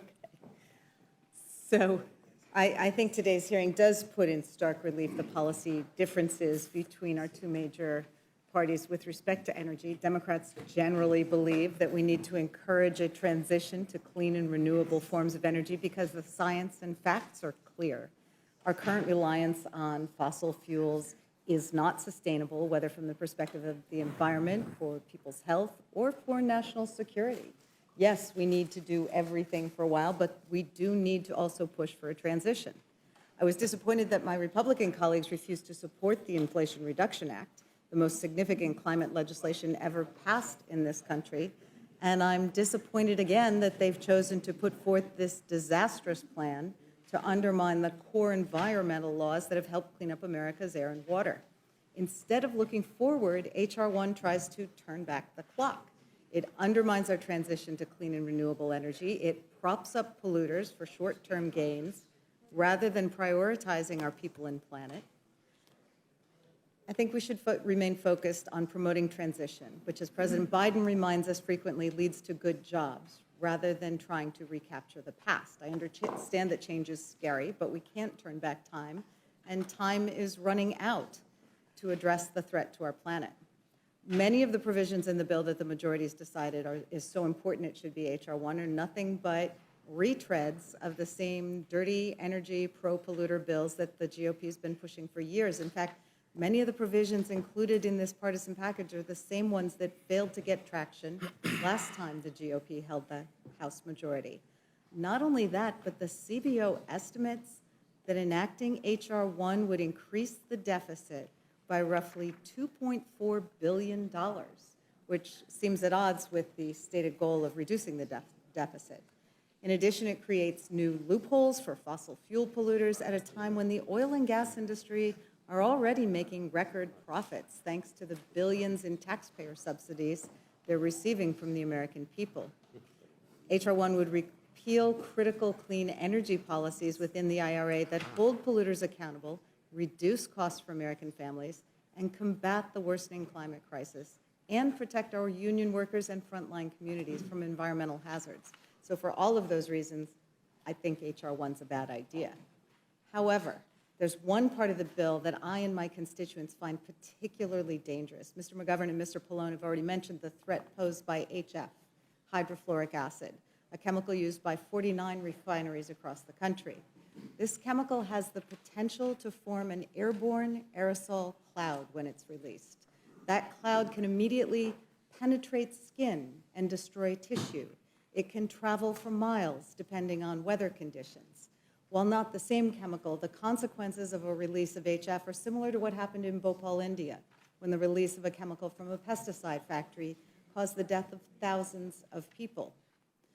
So we've heard that the EPA promulgated a rule after an explosion involving HF occurred in Torrance, California. This bill would overturn that regulation, which simply requires refineries to explore less dangerous alternatives to HF. Well, that Torrance, California explosion was not the only one. There have been dozens of accidents and safety violations in recent years, and frankly, it's a miracle that we have not yet suffered a catastrophic release of HF. And I'm most familiar with this sort of esoteric area because in 2019, the PES refinery in my district exploded, releasing over 5,000 pounds of hydrofluoric acid and putting United Steelworkers and nearby residents, South Philadelphia, tens of thousands of people at serious risk of harm. A Chemical Safety Board report released just this last October found that a corroded pipe from 1973 was the source of the explosion, and I would seek unanimous consent to introduce the report. Thank you. It should give us pause. Well, the report found that inspections and chemical suppression measures at the plant had failed or were inadequate. It should also give us pause that for the past decade, the United Steelworkers Union, not a group known for being faint of heart, has been warning that refineries lack critical safety procedures to prevent catastrophic releases of hydrofluoric acid and have been urging the industry to phase it out. The USW has produced a study estimating that 26 million Americans are at risk from a release of hydrofluoric acid at these 49 refineries. The USW has also been saying that the use of HF at refineries is perhaps the most intrinsically dangerous thing done by any American industry, because the consequences would be worse than anything except for a nuclear power plant meltdown in terms of the numbers of people who would be at risk. So I will be offering an amendment to keep the EPA reg in place to protect our communities. Ranking Member Pallone, you've been nodding along a little bit as I was talking about HF. Can you speak a little bit about why it's necessary that we address this issue? Well, let me say, as I did before, I mentioned it because Ms. Eshu and Ms. Balagan had a similar amendment, and if it's your amendment, that's fine. I really want to urge the committee to put this amendment in particular in order, if at all possible, because I do think it's a huge problem, right? I mean, think about this. All the EPA is saying is that they have to look at alternatives. They're not even saying they can't use the acid, right? But look at alternatives because of the explosions. I mentioned, I wasn't sure if it was California or Pennsylvania. You pointed out it's both, actually. But again, you know, I don't want to rehash the committee, but when we were at the hearing, I was the one that highlighted this and highlighted the Steelworkers memo. And one of the comments that was being made by some of the Republicans, not all, was that, you know, we can't worry too much about these safety issues because, you know, we have to have more refineries, and if, you know, you have to weigh the safety versus the need for more refineries. And maybe I'm not characterizing that properly, but that's the impression that I got. And to me, that was exactly what's wrong with this bill, right? I mean, these things are put in place by the EPA, whether it's the public interest for the LNG or it's TSCA that we worked on bipartisan, because there were incidents where we know that people and the national security were hurt or injured. It's not like something we're looking at for the future, right? And to just, you know, repeal these things and act like it doesn't matter, or that we have to do it because, you know, we have to have more refineries. I mean, that's just not acceptable to me, and obviously not to you as well. And that's what I worry about so much about this bill, is that so many of these the things that are being repealed were just common sense things put in for health and safety reasons, not just now, but 40, 50 years ago, right? And now all of a sudden, wholesale, they're being repealed. Now, most likely this is going nowhere. I mean, but how do I know? You know, who knows what happens to the U.S. Senate? I'm not a big supporter, as many know, of what the Senate might do. So I am worried that, you know, if this thing goes over there, some parts of it becomes law. And that's why your amendment is so important. We really should have an open rule. Well, and I think that points to what's often so frustrating about being in Congress, is because things are posed as, you know, black or white, just these totally binary choices. This amendment speaks to a rule that asks for people to study the issue and see what needs to be done to balance those choices appropriately to make things safer. It's not that you can't produce refineries and oil without HF. Most of the refineries in our country do. There are costs associated with making the transition, yes. But we are seeing increasingly with aging infrastructure that the protections in place now either are not sufficient or they are starting to fail. So clearly this is an area we need to take action for our communities, and gutting a perfectly reasonable EPA rule particularly when we have not just the United Steelworkers report from a decade ago, but also something produced by the U.S. Chemical Safety Board, which is a bipartisan board, and they are, pointing out the problems that we have. I think it's foolhardy to make those kind of choices. Could I just say this, gentleman, another minute? The other thing I want to say is that, a lot of these things that are repealed in here are linked, right? So in other words, they want to encourage, the Republicans want to encourage more LNG, and so they get rid of the public interest rule, right? But the problem is that part of the review is that if you export LNG, then the price of gas may go up here, right? In addition, we know that one of the major reasons why a lot of refineries have closed and not new refineries been built is because that allows crude oil to be exported, and therefore it's not refined here in the United States. And so, the problem with refineries is not that they can't use hydrofluoric acid. It's a lot of it is because by exporting more LNG, you're not refining the oil here. Well, as with everything else around here, it's complicated. So thank you for your testimony. I yield back. Thank you, Mr. Chair. And Chairwoman Rogers, Mr. Cole, just before you got here, was asking about the LNG provisions, and I do appreciate the response that Mr. Duncan gave, and so I'm not going to ask you to repeat all that. But, I did want to add that the LNG provisions in the legislation will have the benefit of creating jobs at home while creating more demand from world markets, creating a positive cycle that will reinforce itself. And on the Ways and Means Committee, we've been pressing for more aggressive pursuit of expanding export markets for American-made goods, and I appreciate that this bill helps incentivize American exports of energy products. And I do have to the minority is trying so hard. They are working very hard to make the narrative about this bill is that it's this horrible pollution, we'll have smog issues, all kinds of things that they're trying to do. But I just want to ask you again, to be clear, this bill does not change existing environmental laws. Is that correct? Well, I appreciate the question because I think it's very important for people to know that we leave in place the high environmental standard. Oops. Is it okay, on? thank you. Oh, no, maybe it. The high environmental standards in place. But what we do is we give some flexibility for solid waste disposal permits, flexible air permits, TSCA reviews for critical energy resources. I think in our effort to increase domestic energy production and to embrace new innovation technology for clean energy innovations and technologies, I think we all recognize that the permitting and the regulatory climate in this country is a big barrier. And it's been, and certainly in the last 2 years, we've seen the Biden administration shutting down a lot of energy projects, whether it's natural gas or anything else. And so what we're trying to do is a very targeted approach where we make sure is very focused, is very precise. Any of the streamlining of the permitting processes that we put in place for critical mineral processing, for refining, it's very focused and precise to maintain those high environmental standards. America has the highest environmental standards in the world, and we all want to make sure that we have clean air and clean water. The reality is, though, that we are making ourselves, under the current approach, the current energy priorities of this administration, we're making ourselves dependent upon China.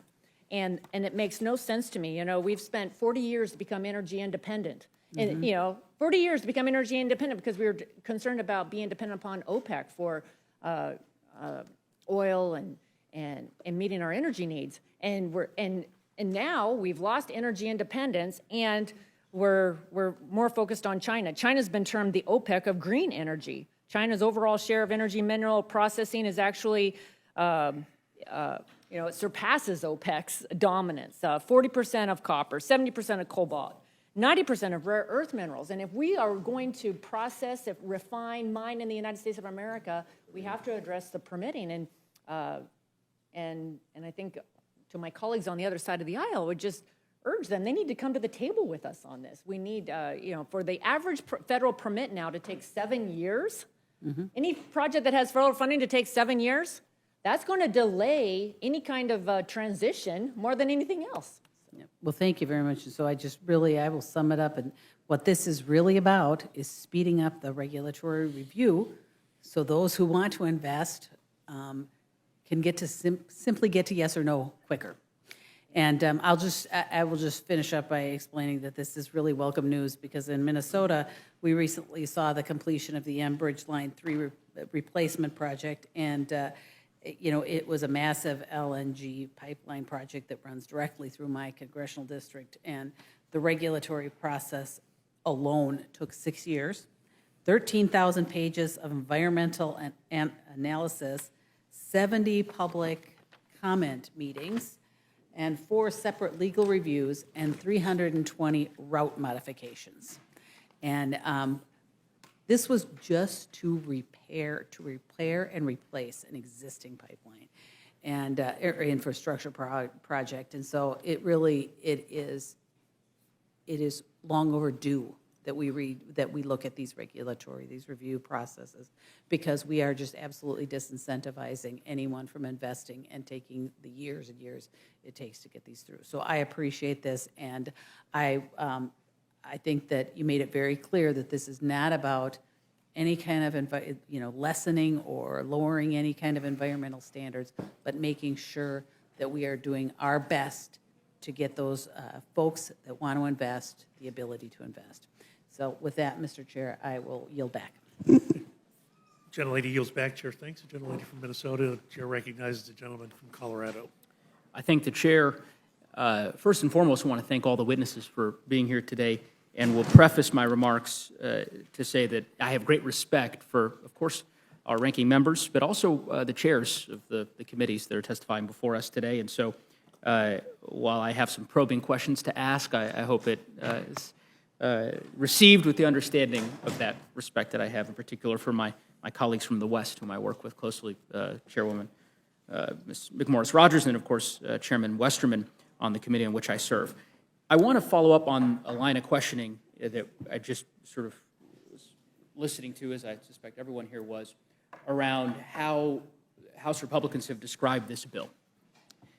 I wrote this down, so that the last question from Ms. Fischbacher was a question posed to the chairwoman, and the premise was, quote, that this bill does not change environmental laws. Later, the question was then extended to the notion or the premise that it does not, quote, lessen environmental law standards or lower environmental law standards.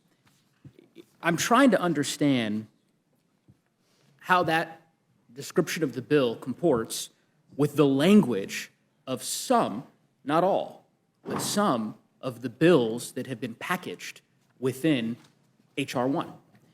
I'll give you an example.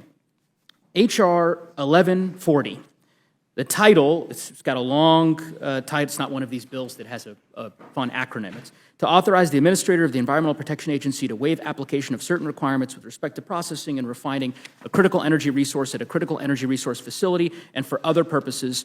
And this is a bill sponsored by Mr. Pence of Indiana. I'm going to quote from the bill. Subparagraph A, subsection 1.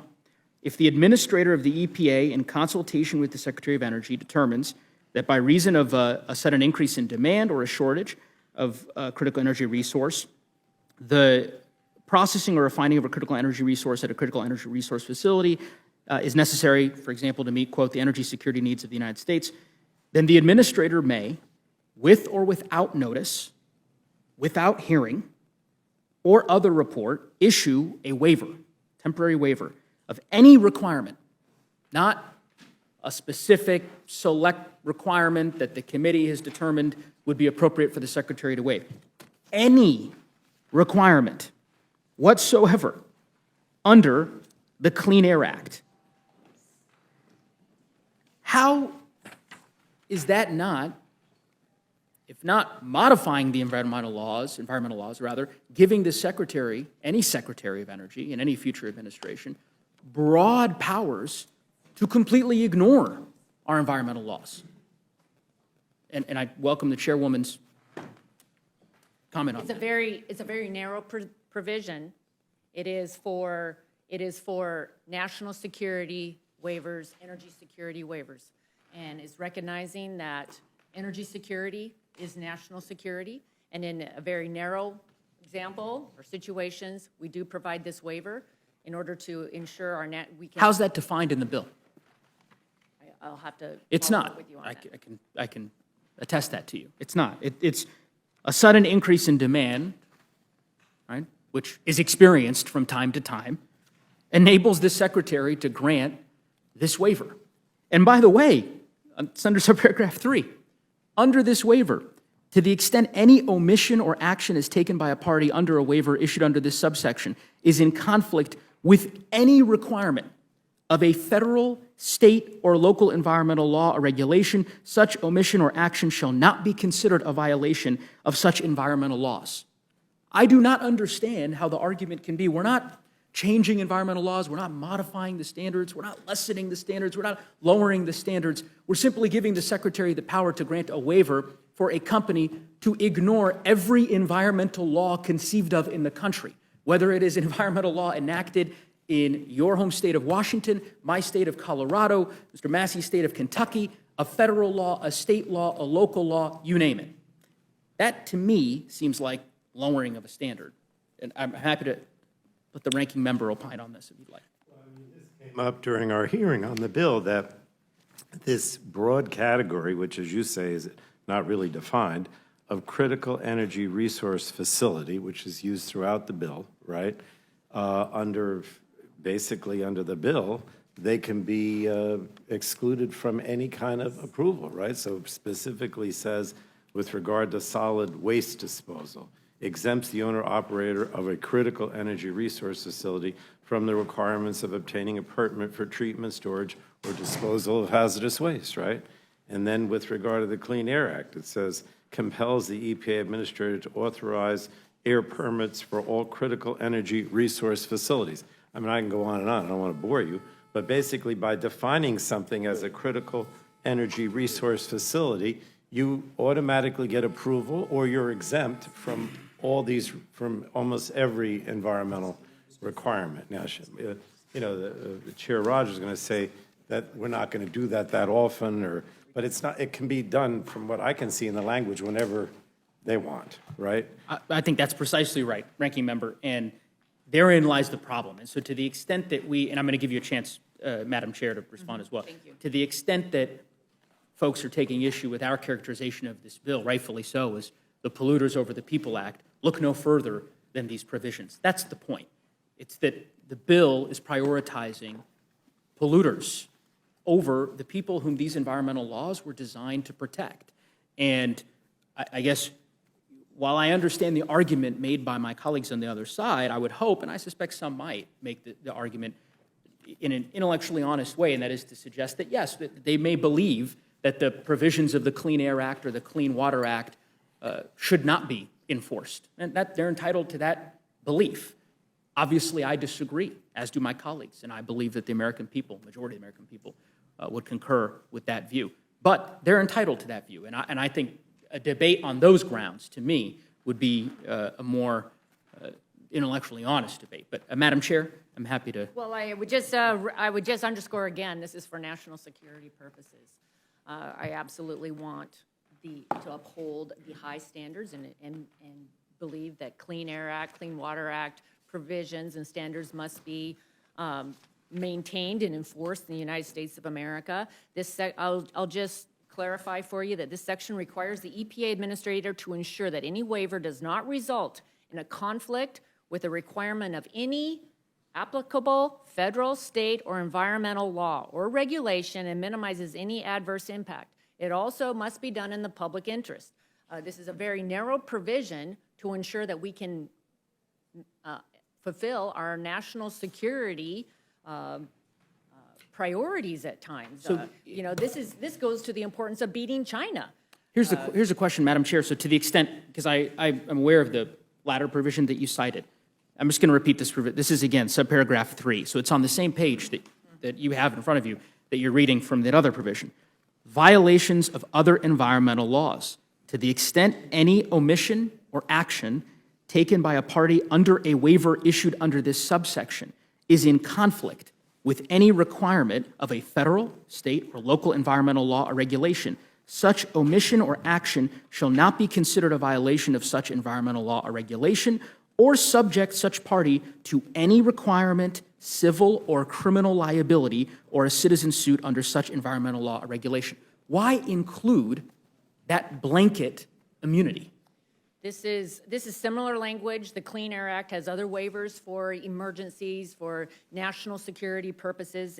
This is in alignment with other laws, and it's a narrow waiver to ensure that for national security purposes, temporary waivers can be put in place that would have to come into alignment with our environmental laws, but would give some flexibility. And just to, again, clarify here, one, you keep using the word national security. It's certainly true. National security is one of the conditions available to the Secretary in terms of a citation for justifying this waiver. It's not the only one. It's an or, not and. So it is national security or energy security needs of the United States. There is nothing in this bill that prevents the EPA and the ultimately Secretary of Energy deciding that because of a temporary one-day spike in demand, that he or she believes a waiver needs to be granted to every refinery in the United States and giving them blanket liability immunity from violating any environmental law that's been enacted by the Congress. There's not, unless you can point me to a provision of this bill, and I'm just talking, and by the way, this is one subtitle. I mean, we're not even, this is one of the, how many bills are from the Energy and Commerce Committee's jurisdiction in this bill? 16? Or maybe or 16. I mean, we haven't even gotten to, Chair Westerman and Ranking Member Grijalva yet. I just, again, I think you would find a lot of members of my caucus, myself included, who would be very interested and willing to have a conversation in good faith about permitting needs, for example, and having a conversation along those lines. This isn't it. And I just, without boring everyone by repeating the technical language of the bill, I'll simply move on to the other title of the many titles. And so, Ranking Member Grijalva, I want to give you an opportunity to jump in here, and then I'll turn to Mr. Westerman. Thank you, Mr. Negussi. In listening to the conversation and the questions by members, there's a historical context here that NEPA, Endangered Species Act, Clean Air, Clean Water Act, and others were in this period of time in this nation's history in the 70s that passed with huge bipartisan support in both the House and the Senate, those pieces of legislation, and then signed by President Nixon into law. Now, President Nixon wasn't, I don't think historically is seen as the most woke president we ever had, but he signed these into law. And he signed them into law because it was a response to a public outcry and a public demand. Rivers were catching on fire, poor neighborhoods and communities of color were being impacted in their public health over and over again. And, and energy, whether it was refining, chemical, transmission, basically no rules existed on the ground. And so while these laws passed and they set some high standards in some areas, and that's important. And that was a response to the public, and Congress reacted. We haven't responded, other than the Inflation Reduction Act, to begin to really deal with the transition that we need to make from fossil fuel dependency in this country. But, keeping high environmental standards on paper is meaningless, Mr. Nichols. It really is. When the bill, there's not enough time for communities to weigh in, for scientists to see if those high standards are actually being met, and for victims to sue to stop approvals that endanger their lives and their communities. These are not aspirational issues. These are important issues to these communities. And H.R. 1, in many regards, takes us back to that time in history where industry ruled and the rest of us suffered. And H.R. 1 turns that clock back to that time. We made a mistake then. tried to correct it in the 70s. And as we make this transition away from fossil fuels in this country, like it or not, it's going to occur. HR 1 takes us back, puts industry back in the driver's side of the car, and drives us off a cliff. So I think that being aspirational is fine, but defending these bedrock laws, and you pointed out one good example, and there's many more. Thank you, to yield back. Well, I thank the ranking member, and recognizing that we have a long night ahead of us, I was going to go through have Chairman Westerman walk us through a treatise of hard rock mining law in the United States, but I've decided to spare everyone that. I see Mr. Massey was looking forward to it. I will say... I'll use my time. Exactly. Mr. Massey. I will, before I close on a note about the deficit spending, I do think, and Ranking Member Grijalva raises a really interesting point on this front, and of course, Ranking Member, Subcommittee Chairman Massey of the Administrative Law Subcommittee and Judiciary perhaps could explore this, but in some respects, by taking this approach, instead of simply being straightforward about the changes and the modifications that you all would like to see to some of these bedrock environmental laws that have governed this space for the better part of the last half century, as Ranking Member Grijalva articulated, enacted under bipartisan majorities, many of the laws signed by President Nixon. Instead of simply proposing those, you've given the administrative agencies even more regulatory authority than they already have. And for those of us who get concerned about regulatory capture and the notion of agency administrators making more and more of these decisions, I'm not so sure that you'll necessarily, I don't think this bill's getting to the president's desk, and I don't think the president is going to be signing it. He's made that pretty clear. But to the extent that he would, I don't know that you'd like the outcome, because you will have given administrative agencies and heads even more authority than they already have in terms of granting and determining the scope of these waivers. I will simply close by saying, I know it was brought up earlier by our ranking member of this committee, but the fact that this bill increases the deficit by $2.4 billion at a time when there's been all of this conversation from my colleagues on the other side of the aisle, of lecturing of fiscal discipline and the rest, at a time when we can't find the House Republican budget, and the House Republican Conference refuses to present it to the American people, at a time when we continue to get closer and closer to a real crisis with respect to the debt ceiling, a manufactured crisis by our friends on the other side of the aisle. I think it's a bit rich to have the very first H.R. 1, the most important bill, apparently, of the Republican caucus, be one that blows up the deficit by $2.4 billion. But with that, Mr. Chair, I yield back. The Chair thanks the gentleman. Gentleman yields back. The Chair recognizes the gentleman from Kentucky. Well, thank the Chairman. I find it wonderful that a Democrat is lauding the achievements of Richard Nixon. But I disagree with his characterization that these are bedrock environmental laws. I would compare them to beach sand, where they shift every time there's an administration. There's a sandbar here, and then there's a sandbar there. Or maybe magma instead of bedrock, because they just keep growing and destroying every industry in its path and creating harm. So I would disagree that these are bedrock environmental laws. In fact, if the people who voted for the EPA or the Clean Water Act or the Clean Air Act could see what would become of their law, I think they would have second thoughts on doing it. But, I'm generally not a fan of bills that have 18 bills inside of them. I've got to say that. I'd honestly prefer to vote on these individually. But they all seek to solve one problem. And so I appreciate that, and I think they do belong together. And the problem is the problem that the Democrats ignored, and it's actually led to us getting the majority.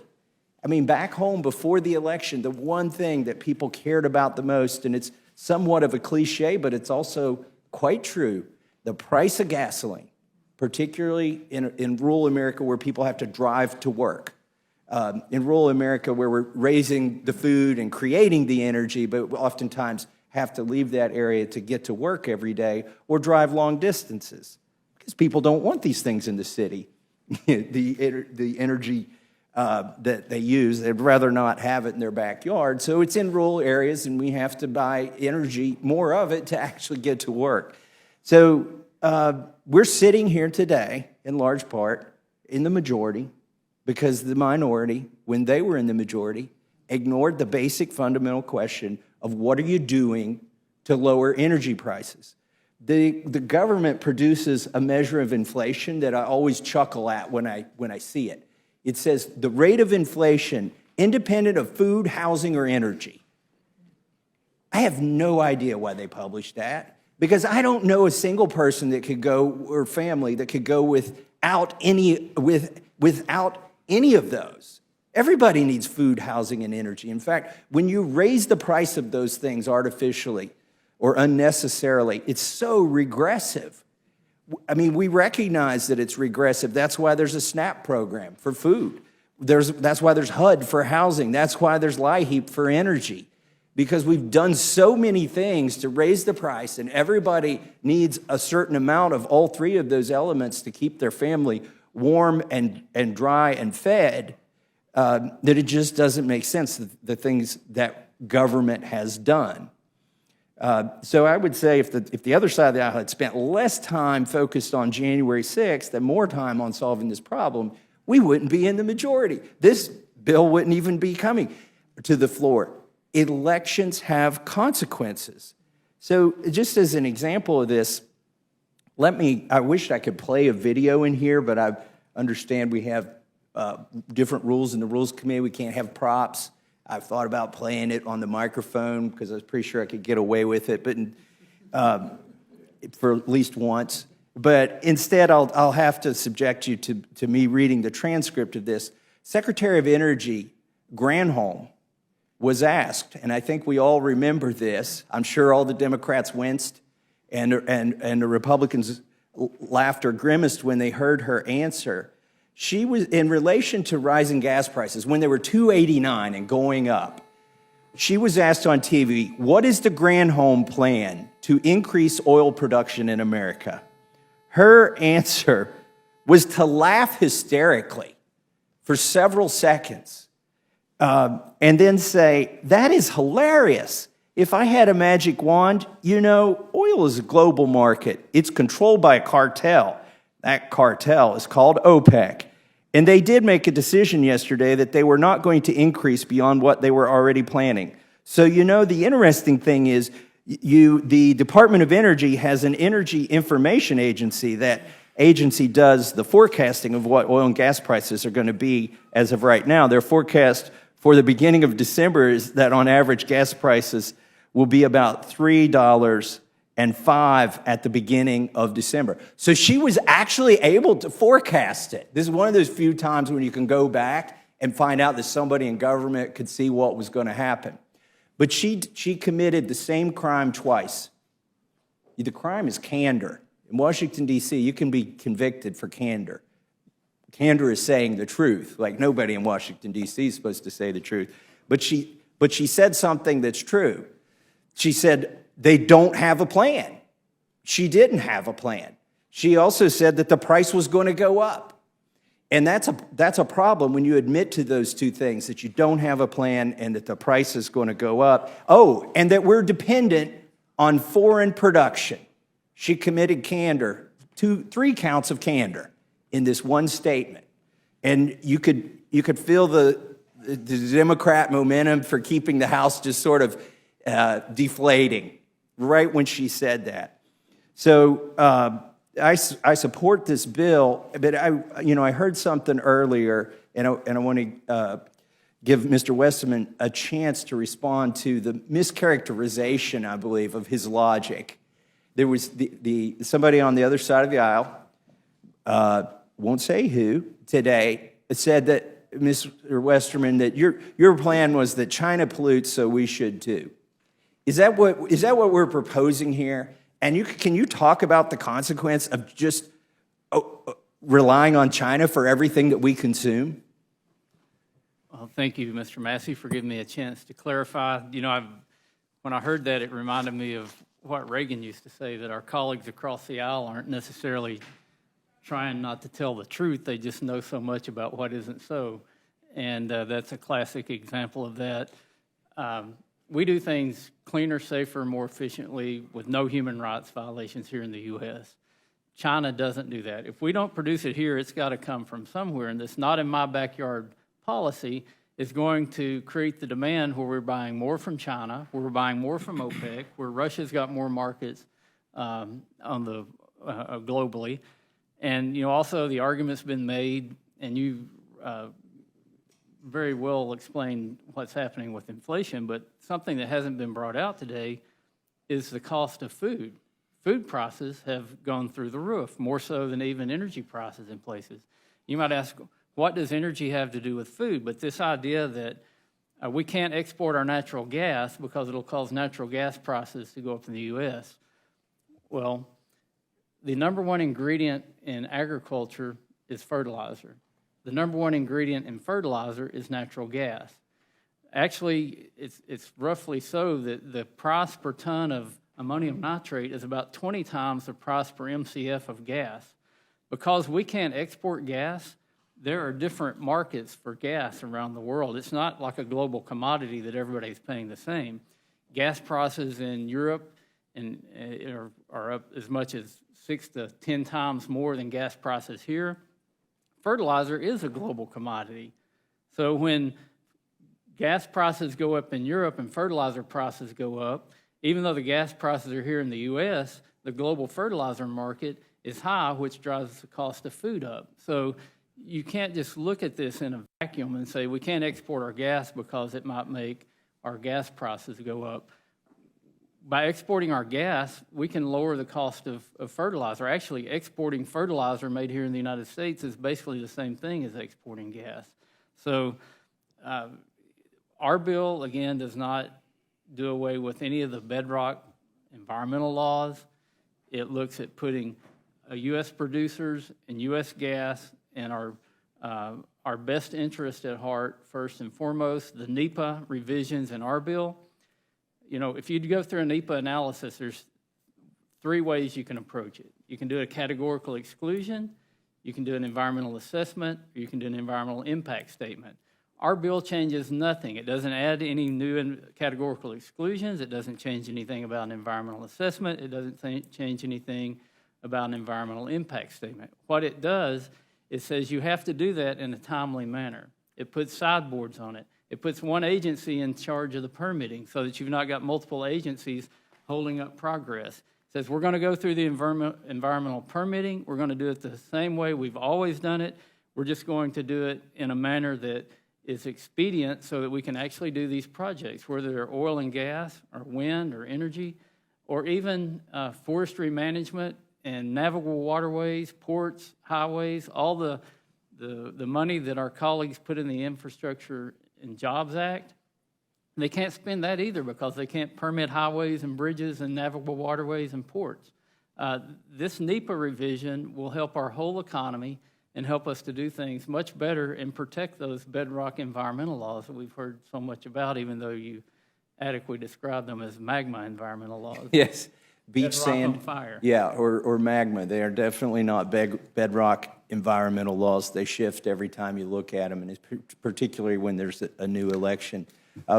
Before I yield back, I just want to talk about hydrofluoric acid, which is used in a refinery process, ironically, to make cleaner burning gasoline and to get more out of a barrel of oil. Like the more pressure you put on these other regulations about how clean a motor must burn the gasoline or who can get a permit to extract the oil from the ground, there's going to be more pressure to use hydrofluoric acid. People don't willingly bring this into a refinery. It's one of the most efficient tools we have for cracking molecules. And so but I also want to point out it's used in semiconductors and it's used in pharmaceuticals. 2 things, if we were to ban hydrofluoric acid, we not only would we have a hard time refining oil to make it cleaner burning and to get more from a barrel of oil, we'd also run more of our pharmaceutical industry out of the country and more of the semiconductor industry out of the country. So I think it's dangerous to take one chemical and molecule and just say it's bad. So with that, I will yield back, Mr. Chairman. Chair, thanks, gentlemen. Chair recognizes the gentlelady from New Mexico. Thank you so much. And thank you to each of our chairwomen and chairmen and our ranking members for coming today and testifying before us. You know, last Congress was my first cycle in Congress. And it was pretty darn exciting because we did a lot of work to truly help the American people, right? We got here, it was a little raucous when we started, but we were able to deliver for the American people over and over again, from that infrastructure bill that the chairman just referenced, right, which will make sure that we do have clean water and that we fix those roads, right? We fix those roads because those potholes, they're not red or blue potholes, they just mess up your truck, and we have a lot of trucks in New Mexico, and we need to fix those roads. So, you know, I'm really, really happy about what we did. And now we are looking at, in this bill, something that I do find very scary, and that is undoing some of the key things that we did last Congress. Because we also know that there was a lot of support for what we did. We tackled climate change. We brought down the energy costs for the American people. The Inflation Reduction Act, you know, it's already spurred investments in my state. It's spurred investments in clean energy projects around the country. I love reading. There's a great way of, you can go to your own state. If anybody's listening, there are ways in which you can go to a map, and you hit that map, and it will tell you how many electric buses were bought for your school, you know, kids. What has been done with regards to the many, many aspects that were in that bill. $1,800 a year for the average American family. That is significant. You know, and the other thing that the administration is doing that I'm really happy about is moving forward on the rule to limit methane emissions nationwide. The reason I want that to happen is because New Mexico has already led the way. And if New Mexico could do it, the country can do it. Because they help keep our air and water clean. And the American people support this, right? I mean, Chairman, Ranking Member, the American people support it. Nationally, 70% of Americans support the United States acting to become carbon neutral by 2050. 70%. That's a lot of Americans who really understand, because we are living through it. We are having, you know, rain that doesn't stop, and, you know, all of these freak events. People want us to do something. So it really does baffle me when we have a bill before us that's going to put the needs of polluters before those of the people, right? My gente want us to protect our air and water. They don't want us to protect the polluters. So while we're doing all of that in the Inflation Reduction Act, also the cheapest forms of energy, right? We now know that what we're investing in are indeed the cheapest forms of energy. So we have this bill that is labeled that it's going to lower costs for consumers. Ranking Member Pallone, you're shaking your head. Tell me, will this lower costs for consumers, American consumers, people living in our shores? It won't, and I'll try to be brief. You raised so many good points. Look, first of all, I think it's ironic, you know, the one committee that you see is not here today is the Ways and Means Committee, right? And the one thing that was so very important in the Inflation Reduction Act were all the tax credits and subsidies that were given to the renewables and other industries to encourage renewables, which I favor, right? Why don't they repeal that? I'm not suggesting you should. Maybe I shouldn't give you the idea, because maybe you'll do that next time. But the reality is that those things are working, right? And we know, actually, there was, I don't know, it was New York Times or one of the papers said that actually there's more investment and use of those tax credits and subsidies for renewables like wind and solar in the red states, or at least in the West, right, than any other place in the country. And so I think that's why you're not seeing an effort to repeal those things, right? Because actually benefiting red states, and it's working, right? But you know, you also mentioned the methane provision, and I can't stress enough, and I don't know, I don't want to get into all the details, but you know, I think it was my colleague on Energy and Commerce that was here earlier, he said that, you know, these are command and control provisions. They're not.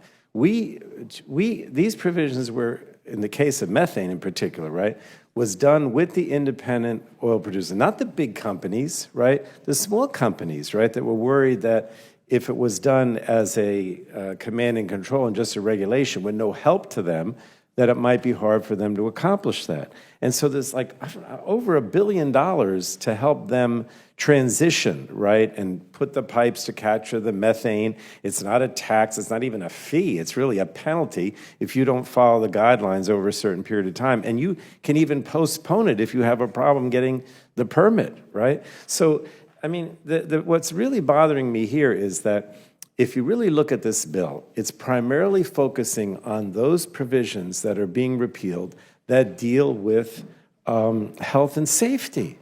That's what's being repealed. At least, you know, within the things that came out of our committee, because I can't speak for the others so much. These are all the things. It's, you know, the toxic waste TSCA. It's a solid waste disposal. It's the acid that we talked about with Ms. Scanlon. These are the things that are being repealed. Look, you know, the Republicans keep talking about the oil and gas industry. The oil and gas industry isn't, the big guys, Exxon, all these big guys, they're international, right? We had a hearing I think it was when we were doing the Inflation Reduction Act, where we brought them in. It was when the gas prices were at their all-time high, like in June or so. We brought them in and said, you guys have all kinds of leases on public lands that you're not using, right? They don't want to pump more oil. They don't want to produce more oil and gas because they want to keep the price high so they make more money. I mean, they made something like big oil profits in 2022, $451 billion. Dividends and stock buybacks, $163 billion. You know, let's not act like they're our friends. They have no problem keeping these prices high. And I think that everything that this administration has been doing, certainly since June, has been to try to bring this price down. Now, it's not $2 again, but it's come down considerably. To suggest, and I know you're going to criticize me, Dr. Burgess, but to suggest that somehow, that Biden created the energy crisis was primarily created because of Russia's invasion of the Ukraine. That's what happened between Trump and Biden. Now, you're probably going to tell me, oh, it wouldn't have happened if Trump was president. Well, I know that's what you're going to say. But, why? Because he's a friend of Russia? I better not go down that rat hole. But I'm trying to say that this is the reason for it. And big oil doesn't care. They just charge more. I'm sorry. I don't know. I'm not just answering your question. Well, I think there are 2 points. One is the record profits that you pointed out, and we've seen, when we keep saying record profits, and you actually pointed out $415 billion. Was that what you said? It was $451 billion profits in 2022. Yeah. Yeah. So, and the problem with that is my constituents, they were taking food out of the grocery carts. They were taking food out of the grocery carts when you were seeing these record profits being made. Whereas if there would have been maybe not so much profits, maybe they could have brought that price down, right? And we wouldn't have seen that. And I think the question about whether it will bring the profits, whether it will bring the cost down, because we want our companies to make profits. We want them to be healthy. It's just a question of whether it's excessive or not, right? But if this is going to be good for consumers, I have an amendment that would say that this bill will not go into effect until we can show that it would indeed be of benefit to American consumers and to taxpayers.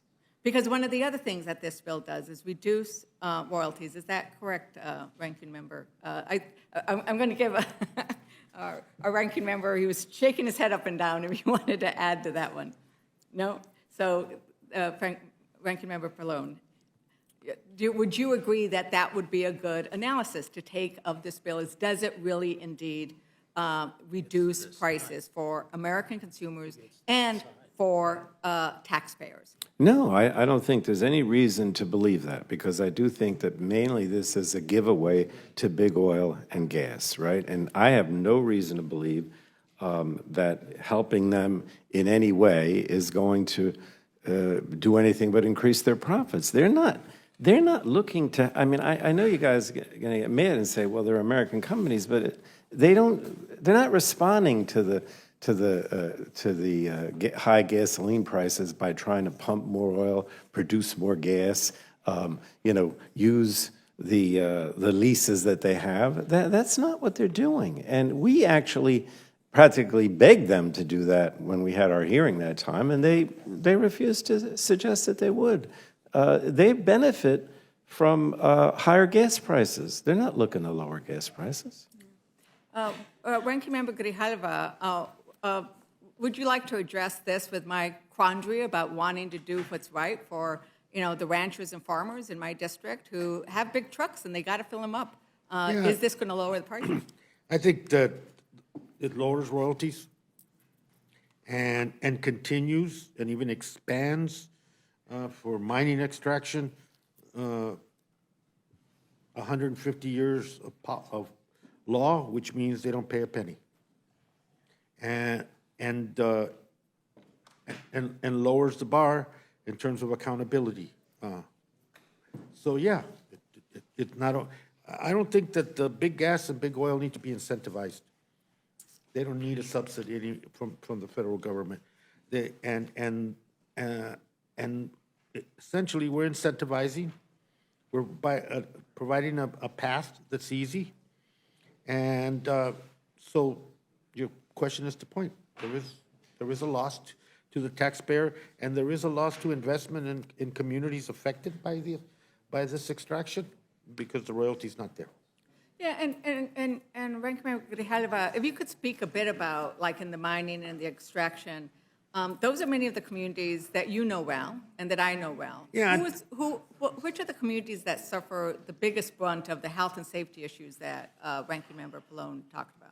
Well, it's usually frontline, environmental justice communities, tribes, poor communities, rural communities, and the protections that are in NEPA have been essential in them having the right to know and the right to seek redress and change. And by weakening and eliminating, you essentially have put those communities back in the jeopardized situation that they have been, that they can, not only are they burdened now, they will be overburdened. So a good example, and with NEPA, 1% reaches the litigation court issue of all the things that come before NEPA. And what is that 1%? Good example is the mine in Oak Flats, not in my district, but in Arizona. 2015, there was never a legislative vehicle that couldn't get to the House floor, even if the Republicans were the majority. They didn't have the votes, but it got put into a must-pass in the Senate side. It passed without any legislative hearing, without any consultation to tribes, and without any legislative process due diligence on it. So yes, it's been in court. Yes, it's been challenged since then. And why that controversy? Precisely because you went around NEPA, you went around those laws, and the redress available to that tribe and other communities has been to litigate and to litigate both agencies and companies. That could have been possibly avoided with a process that would have presented options and other recommendations to the tribes affected there. So, yeah, we have those controversies, and they're created by industry's rush and by the lack of following the process. So, Ranking Member Grijalva, I am very concerned about some of those mining provisions because they do open up. I think saying it over again, I don't think Americans really realize that the old mining law that we have actually allows any company to take the resources that belong to all of us as Americans, and it came up before, without paying a dime to the United States. And so we should at least hold them to strict environmental concerns. We have a case in New Mexico where our beautiful Pecos River, the headwaters of the Pecos River, gorgeous, places where I played and rode horseback and hiked over, from one side of the mountain to another. A mining company came in under the old mining laws, existing mining laws, never cleaned up their mess and left. And when I look at this bill now and some of the provisions which would automatically allow somebody to come in on small acreage and say it's ours, and then you can imagine them building, 5 acre at a time, it is scary. And the people of my community in Pecos are very worried about that. So, Chair Grijalva, do you think my community should be worried about what could happen in the beautiful place of Pecos if this bill passes? Absolutely. Here's another example.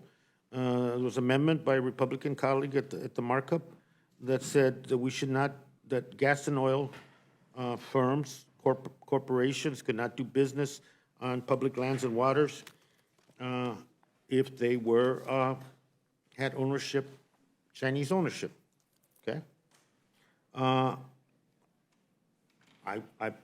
wanted to add mining to that, but, and I hope that the amendments that we've presented get approved. So if you're going to be consistent, then put on the other extraction industry. I use that example because that was denied. Gas and oil, they pay royalties, but mining doesn't pay anything. And some of the most contentious mining issues right now have to do with foreign-owned mining companies, conglomerates, with very, very bad human rights, labor, and environmental records. And if that's the criteria for denial, included in mining as well. Right, because we have Chinese-owned subsidiaries seeking to take mining, right? Yep. So, and Chair Pallone, the issues around methane regulation, the reason they're important to me is, as I mentioned, New Mexico led the way in passing methane regulations.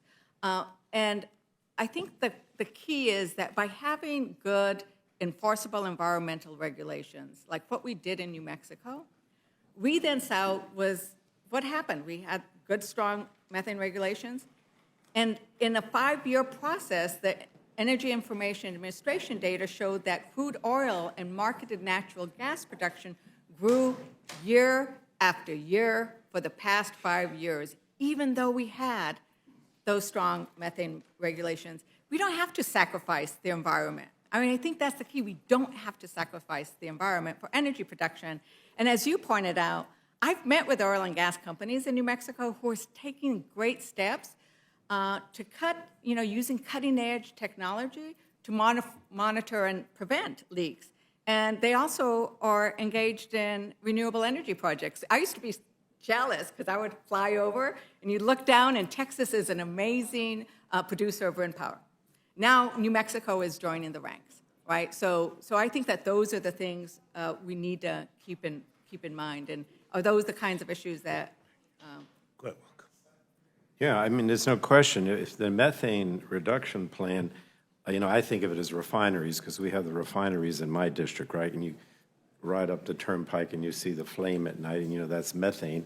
And the idea is to, pipe that and capture it and recycle it, right, or reuse it, rather than have it burn in the atmosphere and increase greenhouse gases. But you have the same kind of reduction applies to the drilling for the oil and gas, for the pipelines, for the leaks. I mean, all of that is part of this reduction plan. And again, it's not even a regulation. It basically says that you have to put in process a way to prevent the leaks, to capture the gas, and then and we give you money to do that, right? I think it's over $1 billion. We'll help you out Exactly. doing the right thing. We're going to help you out doing the right thing. So I think the larger question and the big picture issue here is who does this bill really serve and who is hurt by the bill? Ranking Member Pallone? Well, again, I think it's the same thing. I mean, I don't even know who's behind these things, right? Like, in other words, I mean, obviously, oil and gas interests benefit, right? I mean, sure, I met with the independent operators so that we could come up with a methane reduction plan that was acceptable to them, but I'm sure they would rather the whole thing was repealed because they don't want to be bothered, right? I mean, I'm just trying to point out that most of these things that the Republicans are repealing are really common sense provisions that are not radical in any way, and they're just designed to try to reduce pollution and make for a more healthy and safe America and Americans. I don't think it's putting much of a burden. Are the oil and gas interests and the others would rather not have to do it? Of course, they don't want to have to do anything if they don't want to be regulated at all if they can. But I don't think that what we put that these provisions that are repealed are in any way overburdensome. I really don't. And that's why it's a bit shocking to me to see all this effort to literally gut everything, or so many things that we accomplished in the Inflation Reduction Act, and that we've accomplished over the years with all these bills, NEPA, et cetera. Yeah. Ranking Member Larson, what are your thoughts with regards to the impact of this bill, and some thoughts you might want to share with us? Well, first of all, let me just say that working in the committee, we are trying to move towards some bipartisanship, and on this one we weren't able to get there, but we'll continue that effort on our opportunities in the T&I committee. And I think going back and taking a look at this question of does it lower environmental standards or not, we only have we have 5 pages. Division C is 5 pages of 175. But in the course of that 5 pages, if you consider page 170, line 19 to 21, which would strike may result and insert may directly result.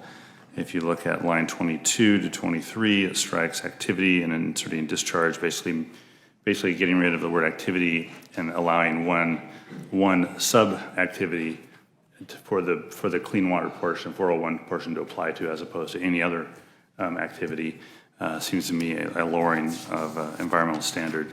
So let me tease that out a little bit. Yeah. I mean, when we start lowering environmental standards for the Clean Water Act, right? The Clean Water Act is intended to protect our waters because they are, as we say in New Mexico, agua es vida, water is life. And the consequences are drastic because it gets into our water supply, what we drink, and it gets into our agricultural supply. We have too many places in New Mexico where, because of pollution, farmers can't farm the land anymore. What are you? I mean, is that why you're as concerned about that? Well, let me say that there are five total examples, probably a few more, but 5 examples of that in Division C, where the change in language actually would result in a lower standard to apply when you apply Section 401. So to say that it doesn't lower environmental standards, at least with regards to Section 401 of the Clean Water Act, I think it's a very good argument that it in fact does. And we had the opportunity for an amendment from Member Sykes, Representative Sykes from Ohio, just to respond to the East Palestine debates we were having earlier. They're not totally relevant to the overall bill here, but certainly relevant because the purpose of her amendment was to allow states, like in this case Ohio, to be able to review water quality in the event of a circumstance like a derailment, and just even trying to get that I guess finite part put back in the bill. We also lost that vote. A good debate on it, but we lost that vote as well. So I just think that from the Division C, this 5 pages, there are some examples that we could point to where the environmental standard is lowered, and hopefully we are able to discuss that on the floor. Right, because it sounds like there is a desire to maintain environmental standards. We've heard that over and over at this hearing today, and so hopefully the Rules Committee will recognize that and allow that to come in. Representative Pallone, is there any other thoughts in terms of who this bill is truly benefiting and who's?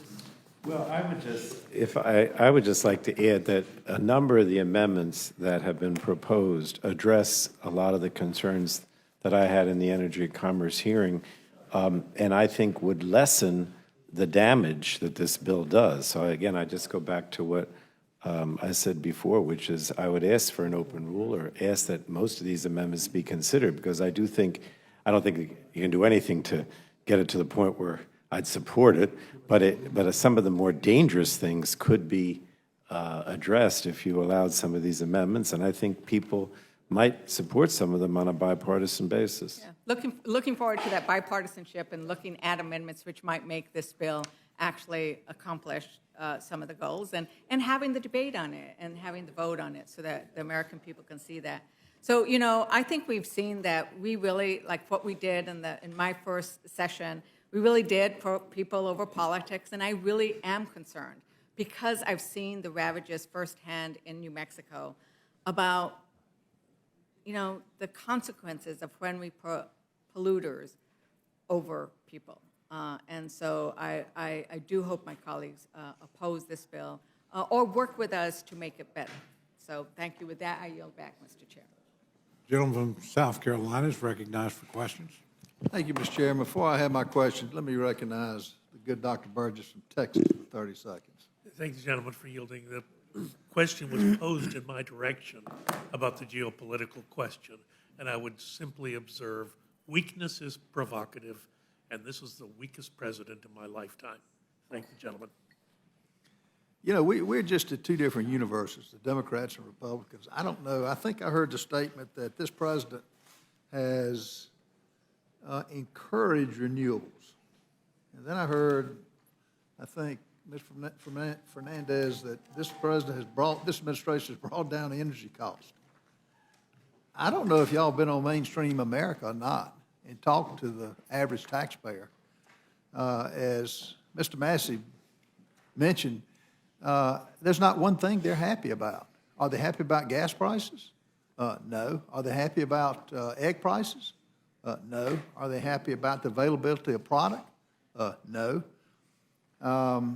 And as far as this president encouraging renewables, he has shut down the Keystone Pipeline. He has stopped fracking.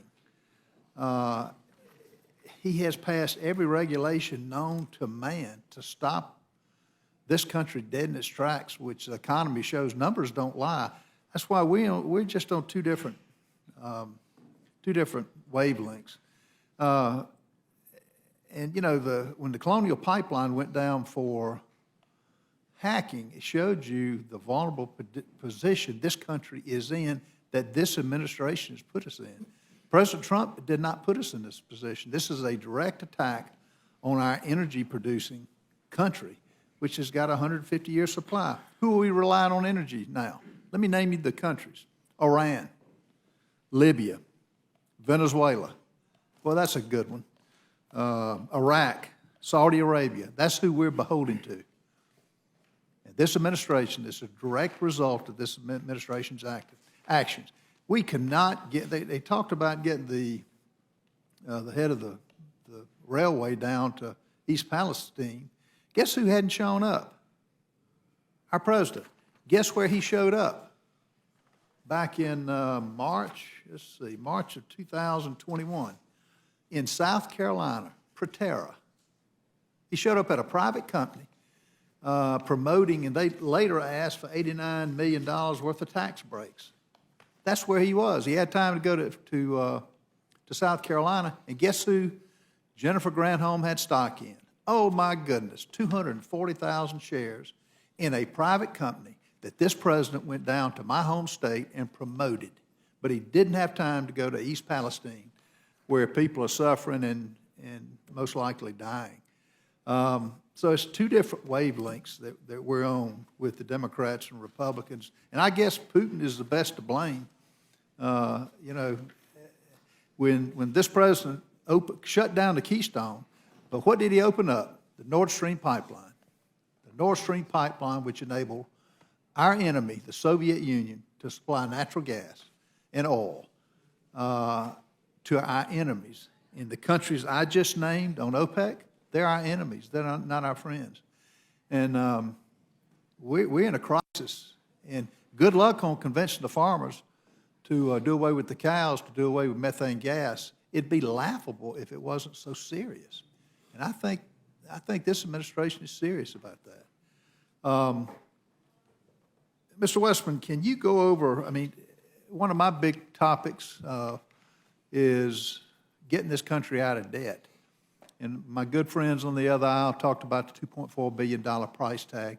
Can you go over the cost sharing of states from leases, from how this will offset and be a revenue neutral, expense neutral if we pass H.R. 1? Thank you, Representative Norman. And under current law, states get 37% of the revenue sharing from revenue that comes off producing energy offshore.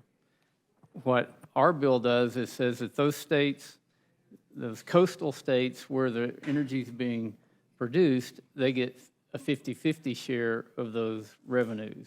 So that's, CBO scores that because they're saying instead of that money going to the federal government, it's going to the states, which I think, and I think most people would say that is a fairness issue. If you're producing the energy that's producing the revenues, then you should get a greater share of those revenues. That's in there for both offshore oil and gas and for wind. And I will point out that Representative Hoyle from Oregon had an amendment to say that those revenues could be used for things like constructing ports. We accepted that amendment, passed it out of committee. Unlike the Infrastructure and Jobs Act, which was the largest infrastructure project in the history of the world that didn't even go through Representative Graves and Larson and my committee of T&I. It didn't, the Inflation Reduction Act, that didn't go through committees and get any amendments on it. We're listening to those representatives whose areas are being affected, and so we've got this 50% revenue sharing. That's being offset by clawing back some of the money out of the Inflation Reduction Act. It does have a sunset on it. I've offered an amendment to make sure that this revenue sharing is good for 9 years until the funding runs out, because again, we're not going to pass a bill out of the House that where the spending is not offset. Don't you think the states have better, you'd rather have the states spend the money than the federal government? And especially those states where the energy is being produced. They're the ones that, they need more ports to get goods out to the platforms, whether oil and gas or wind or whatever. And absolutely, I believe that local communities understand their needs more than the federal government understands the needs of those local communities. And I'm in the construction field. I've yet to see a battery-operated dump truck. I've yet to see a battery-operated airplane. I've yet to see this encouragement from this administration.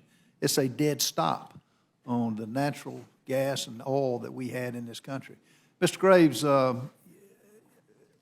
have you talked to anybody in your world with roads and that are happy with the regulations you have to go through with WOTUS, with trying to get a typical logging trail cut without having to deal with regulation after regulation? No, actually, I haven't. And as Chairwoman McMorris Rogers pointed out, it takes 7 years to get permitting for, for so many of these things. If you're doing a project and you stretch that out over 7 years, then the inflation takes over and it ends up costing exorbitant amounts over what was originally, conceived of. And it's just, I don't know of anybody that, that likes just the burdensome regulations you have to go through. That's one of the reasons why we are pushing so hard, one federal decision, trying to move that forward. And we want to make sure that if that is implemented, it's implemented the way it was intended. But we have to streamline this process. We're not saying that we have to dumb down any of the requirements, but we have to streamline this process because it's abused, and it's abused in the way that it just is used to prevent projects from moving forward is what happens. Those unelected bureaucrats that are making that you cannot get a decision from. We're being shut down on a project on the beach area, cut the lights off in the building because of some type turtle in the ocean. It'd be laughable if it wasn't so serious. But anyway, we beat this horse long enough. I know we're going to be on the floor a long time. Thank each one of you for coming, and I yield back, Mr. Chairman. Thank you. Gentleman from Texas is recognized for questions. I thank the chairman. I know most of the ground's been covered. The one thing that I would just like to throw out there, I understand that there was some debate about my colleagues on the other side of the aisle having heartburn over the alleged $2.4 billion this is going to cost. I assume that you guys have covered fully the extent to which that completely ignores any kind of dynamic reality of what happens when you remove those kinds of fees and free things up. Just turn that over to the chair lady if she would like to respond. Yes, I appreciate the chance to respond to that. The Republicans are committed to to ensuring that any provisions that the Congressional Budget Office may score in ways that were unexpected and maybe it didn't completely total out the way that we had expected, that we're going to make sure that those that we take action to ensure that it's absolutely paid for. We believe in living within our means, and we absolutely believe that by increasing domestic energy production in the United States of America, it's one of the best things that we could do for our economy. It's one of the best things that we could do for combating inflation. It's the biggest driver of inflation has been the increased energy costs that we have seen over the last couple of years in particular, and the just the harmful impact that it has on people and trying to live their lives. So putting aside the fact that there would obviously be a dynamic component to increasing energy production and creating economic growth in this country so that we weren't at the stagnant 0.6% growth that the current administration has us languishing at as we stare stagflation right down the double-barreled shotgun of crushing our economy with high skyrocketing inflation and a crappy economy. And that's where we currently sit. And that one way to free that up might be just color me crazy, open up and free up American oil and natural gas, as well as our own creativity and ability to produce innovation in nuclear power. I don't know, that great beast of non-CO2 producing energy that my colleagues on the other side of the aisle with their calamitous, the world is ending CO2 production problems can't touch nuclear power with a 10-foot pole, no sir. But, look, it sure strikes me as interesting that if we're going to complain about the alleged $2.4 billion, which, by the way, I don't accept if you take into account the dynamic scoring, but we're totally good with the $3.9 billion for DHS climate resilience program in the president's budget. Let's just throw $3.9 billion at climate resilience when we can't even secure the border, or $4.7 billion for the Southwest Border Contingency Fund to secure the border, which actually restricts it being able to be used to secure the border. It's just for housing and processing people. Or the $3.5 billion for a new FBI headquarters. But no, we got to get wound up about an alleged $2.4 billion that won't even really materialize. The fact is, to the extent that there's any question about the legislation before us, is that we're not doing anything significant that we need to do going forward on undermining and eliminating the subsidies that are completely destroying the market, right? We can open up all the permitting in the world.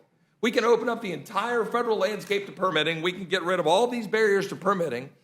But as my colleagues on this side of the aisle understand, if you're subsidizing other forms of power at the expense of people wanting to invest their capital for oil and gas production, what are they going to do? They're going to go seek free money. And they're going to go invest, as they are in Texas, where of the current 795 energy production projects in Texas, all but 15 are for wind and solar. This despite the fact that the Texas grid is 40% reliable on wind and solar, soon to be 50% reliable on wind and solar.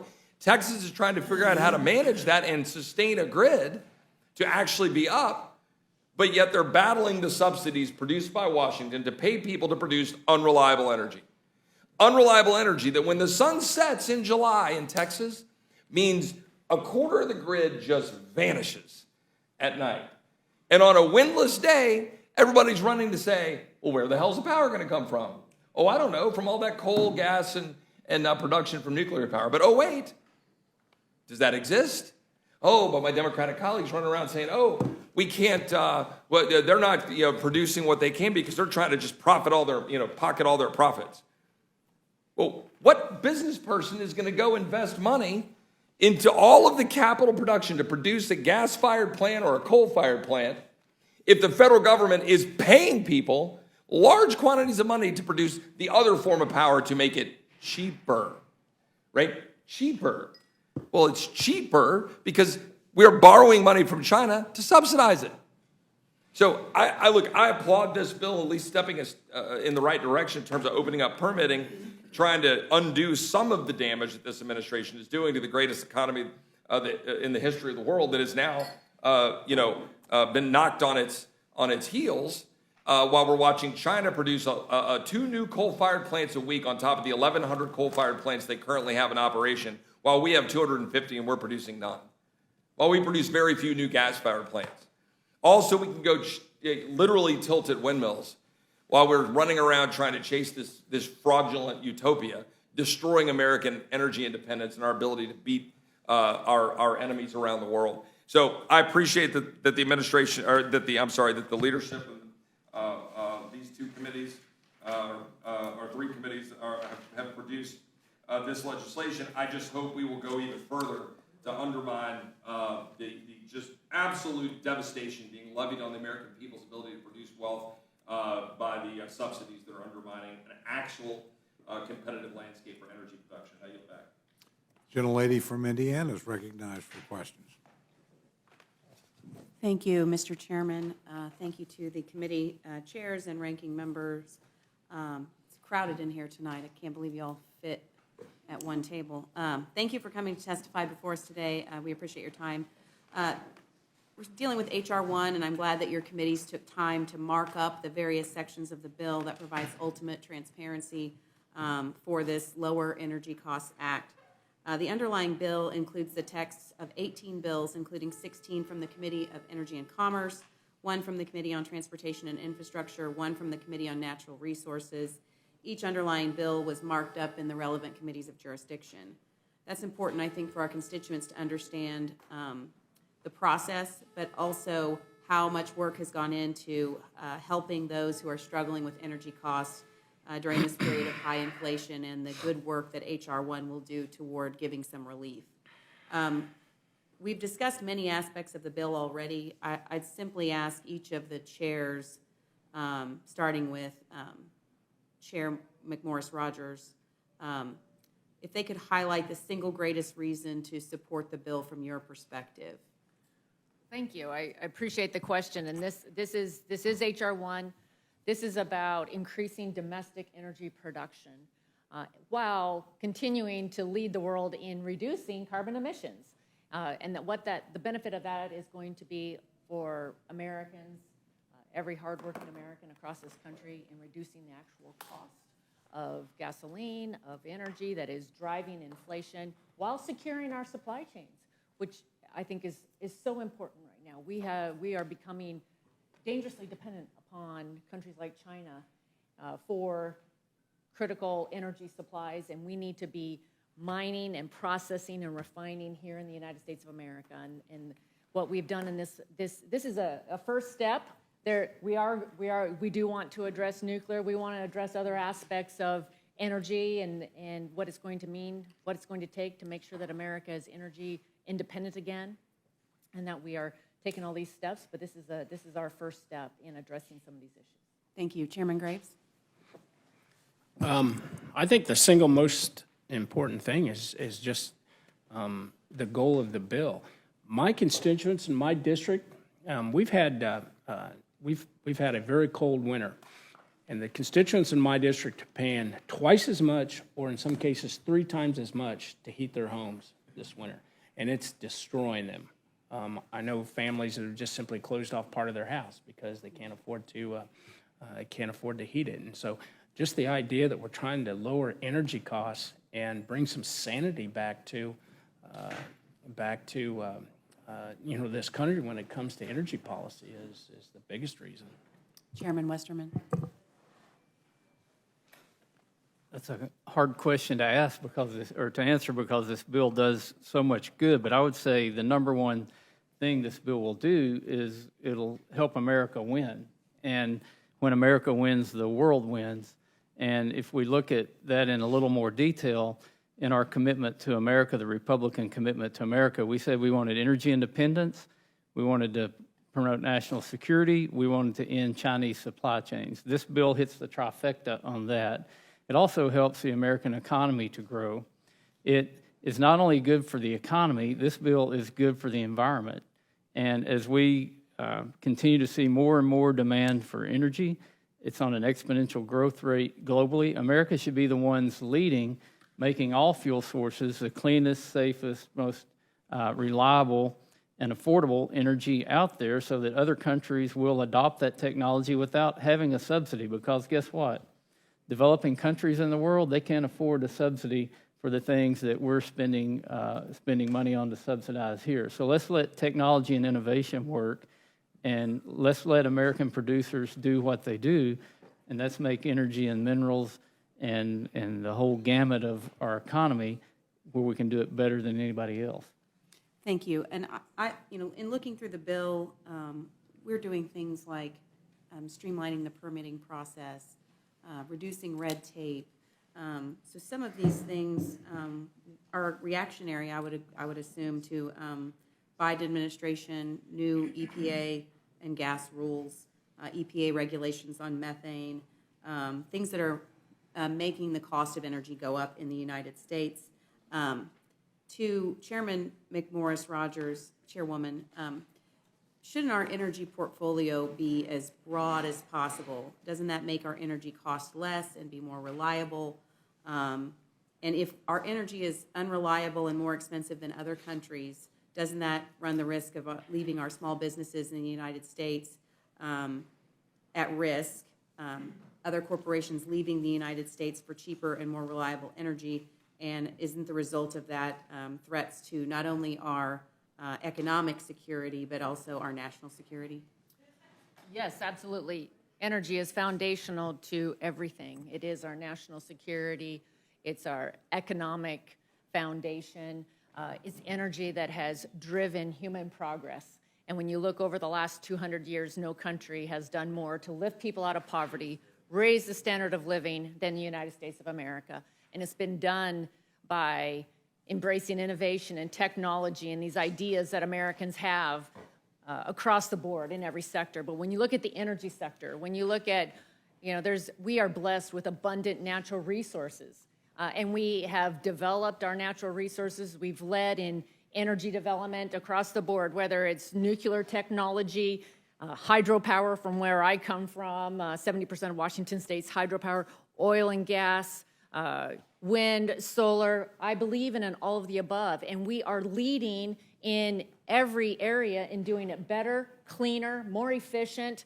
We continue to lead the way, and American leadership is so important, and we absolutely must have reliable, affordable energy.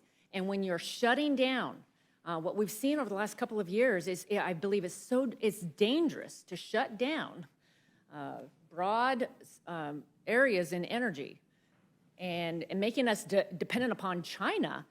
Talk about the number one polluter in the world, putting polluters over people. When you put China supply chains ahead of of refining or mining or processing in the United States of America, you're putting polluters over people. You're putting China pollution over people here in the United States of America.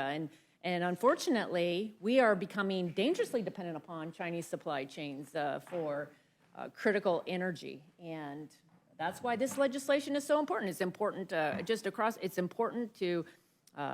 it's important to American energy independence, bringing down the overall cost of energy, to fill up your car with gas, heat your home, but also securing these supply chains, and we do it better than anywhere else in the world.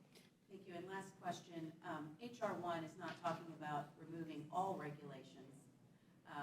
We're just talking about removing the most burdensome regulations that are costing the American taxpayer and American small business owners, and trying to unleash our own American energy to provide some relief. Is that correct? Yes, maybe I'll take the first stab at this one, but just we are maintaining our high environmental standards, clean air, clean water. What we're doing is removing duplication, streamlining the process. When it takes years, on average 7 years if a federal money's involved into permitting anything, it's the number one barrier to building anything, manufacturing anything in the United States of America, is the permitting and the regulatory climate in our country. We can do it better. We can maintain our environmental standards while getting projects built, and that's going to benefit people and our economy.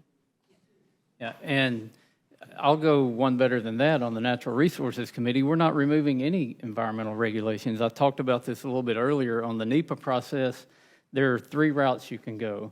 You can go through a categorical exclusion, but there's still a process you go through. We're not adding any new categorical exclusions. You can go through an environmental assessment, which is not quite as detailed as an environmental impact statement, which is the 3rd route. We're not changing any of that. All we're doing is asking the agencies to do the permits in a timely process. We're trying to streamline it where there's one agency in charge.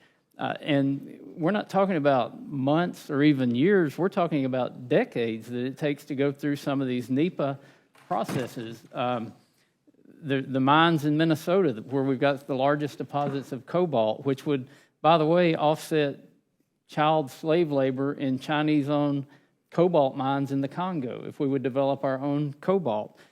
They've been in the process for over 2 decades trying to permit those mines, and the Biden administration pulled the lease on it. It's about streamlining the process, getting the results that are intended from environmental permitting, but doing it in a way where you can actually build something. And again, it's not just mining and oil and gas, it's roads, it's bridges, it's navigable waterways, it's ports, it's everything that the federal government touches. If there's a nexus, then it's subject to a NEPA permit, and we want to streamline that process. So we don't have to choose between pollution and power generation? We will actually make the earth a better place. We will make it cleaner, and if you're concerned about climate, about carbon in the atmosphere, H.R. 1 makes that better. It reduces carbon emissions. When you look at the global impact of carbon, when we do it here, we do it better. And we're lowering carbon emissions where the rest of the world's increasing. Thank you. I appreciate your work on this legislation, and I do appreciate what it's going to do for my constituents at home in reducing energy costs and bringing that right back to the United States of America. Thank you. Gentleman from New York is recognized for questions. Thank you very much, Mr. Chairman, and I want to thank all the chairs and the committees for the hard work and the committee work that went into bringing this legislation forward. I think this is exactly, the signal that the American people need to show that America is open for business again in terms of our energy needs, and that there is balance restored to our federal government. This is the #1 issue that I hear from my constituents when I travel across the district, talking about how expensive it was to heat their homes this winter, whether it's people that depend on propane, which had doubled, home heating oil, which had doubled, and natural gas that had went up greatly. And we have a state government and a federal government that's essentially declared war on all fossil fuels. And what do you know? It's a speculative market, and that has driven the cost through the roof. And no matter how many times the president went to the microphone and called it the Putin price hikes at the pump, it didn't make it so. People knew full well why their energy was costing as much as they had. So I'll start with Chairwoman McMorris Rogers, not to belabor the point too much, but can you reiterate some examples of the Biden administration policies that led to the situation we're in today, where we're producing 1 million barrels of oil below where we were at our peak during the Trump administration? Yes, well, I appreciate the question, and it started on day one. And President Biden made it pretty clear, even when he was campaigning for office, that this was going to be his goal if he were elected to be the president of the United States. And on day one, it was the Keystone Pipeline, where he just took unilateral action to shut down a pipeline that had been years in the works, where they had gone through the permitting process, where they had invested billions of dollars to get this pipeline built so that we could import from an ally, our friend north to us, Canada, import from Canada. And yet the president sent that signal at day one and has continued to be very slow on or stopping any permits around natural gas, whether it's new pipelines or replacing pipelines or expanding refinery capacity, exporting natural gas. It is one of the best things that we could be doing right now for our friends in Eastern Europe and Ukraine would be to be exporting natural gas, and this president had taken action that had delayed any of those permits. So this president has been sending a lot of signals, whether it's just to slow down permitting or shutting down permits, and I think we've also seen it in areas of mining, where mines have been unilaterally shut down in Minnesota and Arizona and other mines, where the president has taken that action, sending signals that he doesn't want to have this, and his administration doesn't want to have these projects in the United States of America, and sending the signal that American energy independence is not a priority. Thank you very much. And by unleashing U.S. exports of oil and natural gas, as H.R. 1 will do through the inclusion of measures such as the Unlocking Our Domestic LNG Potential Act, Could this legislation have a positive effect on global supply, and where do you see that going? Absolutely. 20 years ago, the United States of America was considering having to build import facilities for natural gas because we weren't sure how we were going to meet our needs and prices were going up. And American technology resulted in the unleashing of natural gas. And you think over the last 20 years what that has meant for not only meeting our own natural gas needs, but also bringing down carbon emissions. It's been one of the biggest drivers of the reduction, clean natural gas. We were urging everyone to convert to natural gas because it was cleaner, and it was when you look at the United States and our efforts to reduce carbon emissions, natural gas has been the biggest driver. It's the best thing that we could do for the world is to export natural gas. It would have the single biggest impact on overall global carbon reduction is to unleash more natural gas. And as American technology, that yes, President Putin ensured that Europe didn't, that he made them afraid of fracking in Europe. He funded NGOs, non-government organizations in Europe that educated them and made them afraid of this new technology. So they haven't been fracking in Europe, although that's changing now that they don't want to be so dependent upon Putin for natural gas. And now that Putin has invaded Ukraine, and I would say that exposed the energy crisis here in the United States. It didn't cause it, it exposed it. But natural gas it's been our competitive advantage. It's been the biggest driver of us bringing down carbon emissions, and we have abundant natural gas, and we should be embracing that. I never miss an opportunity to highlight the fact that my neighboring state of Pennsylvania has transformed their economy because of harnessing their God-given natural gas, but my home state of New York refuses to do so, and they would rather have a European-style government. And we now have an all-out assault on natural gas, where our governor tries to stop new building construction with gas hookups. And there's, between the Biden and Hochul war on gas stoves, they're fighting the real serious fights of our time. But Chairwoman, can you also elaborate or reiterate how unleashing oil and gas exports will have a positive effect upstream through encouraging greater domestic production? Oh, yes. So listening to you, I was reminded, I visited Kaiser Aluminum, which is in my district, 700 steel workers in Spokane Valley recently, and they were just impressing upon me that these are good paying jobs. These 700 jobs to a person. They wanted me to know that they've been able to provide for their kids to go to college and a good family income, and many of them were multiple generation at this plant. But they said, we can't do what we do here without natural gas. We can't do it. And Washington State we've lost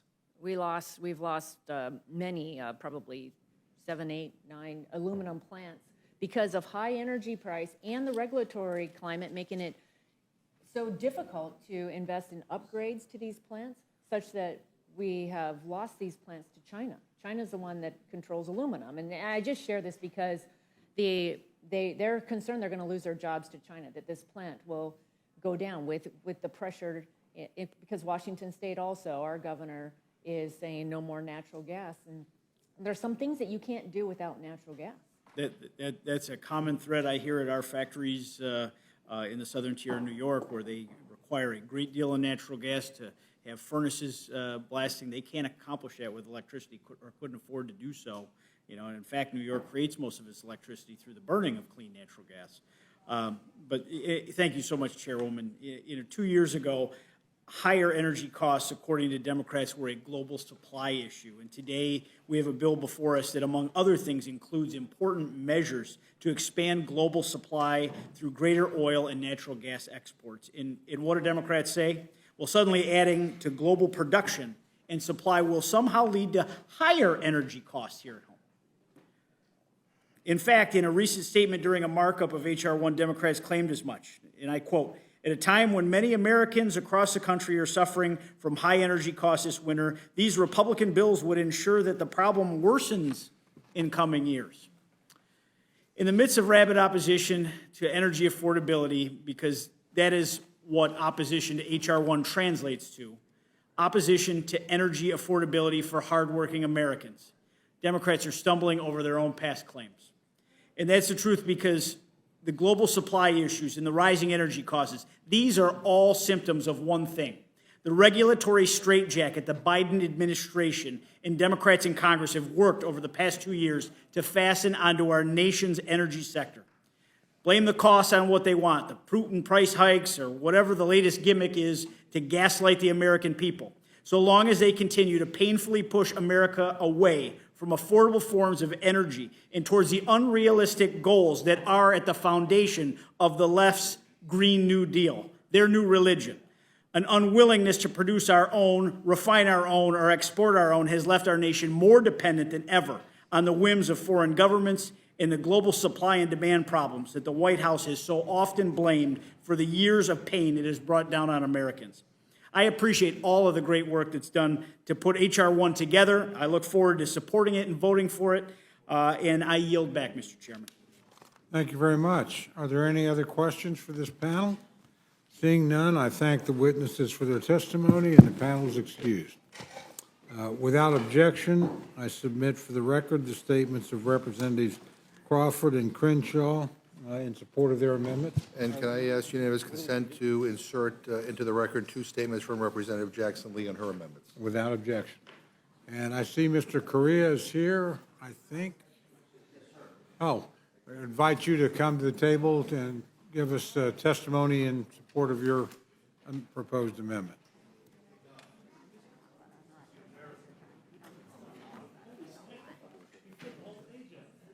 Got the whole thing to yourself. Thank you, Chairman Cole. I don't know if that's good or bad news. We think that's good news. So. Thank you. I'll be brief, sir. Okay. Gentleman's recognized for his testimony. Thank you. I have an amendment to H.R. 1. First of all, I want to say that good news and bad news is some of us are old enough to remember the oil embargoes the OPEC workmen turned on Americans 70s and 80s that led to recessions, long lines at the gas station. Forget about gas prices. You just couldn't buy gasoline. Today, we have very high prices in California for gasoline. I don't disagree with this legislation on its face, but I do believe you have to have a balanced approach moving forward. This legislation doesn't really make any new investments, but I want to make sure we don't walk back in the progress we've made in renewables. We've got to do both. As we move forward, oil and gas has to be there for us, make sure it's affordable to our constituents, and at the same time, looking forward 20, 30 years, I believe we're the leaders in renewables internationally. China's looking at us, Germany's looking at us. We can't lose that edge. So my amendment simply asks for balance as you move forward. Gentlemen, I have no questions.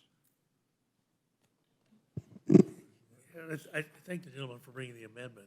The issue on balance, I mean, I'm the same vintage as you, so I do remember those gas lines. Unfortunately, Mr. Roy has already left, but one of the issues he brought up was the fact that renewables still receive significant subsidization, and it becomes very difficult to compete with free electrons when those electrons are funded by tax dollars, by subsidies and tax credits. So that has led to the imbalance that many of us feel is going on currently. So while I appreciate the amendment that you brought and the spirit in which it's delivered, I'd just say the question of balance extends quite a bit further than what you addressed in your presentation. I'll yield back. Mr. Chair, okay. Gentleman from Massachusetts recognized. I think the gentleman wanted to respond. Oh. I just wanted to quickly address Dr. Burgess. Thank you for those comments. I look at that and I look at the Texas situation where those windmills in Texas produce electrons at a very, very inexpensive price. So they don't need to be subsidized any longer. Thank you. They've been there for a long time. They're functioning. Leave them alone. Let them produce. Thank you. Gentleman from Massachusetts. Appreciate the gentleman being here. Hope his amendment is made in order.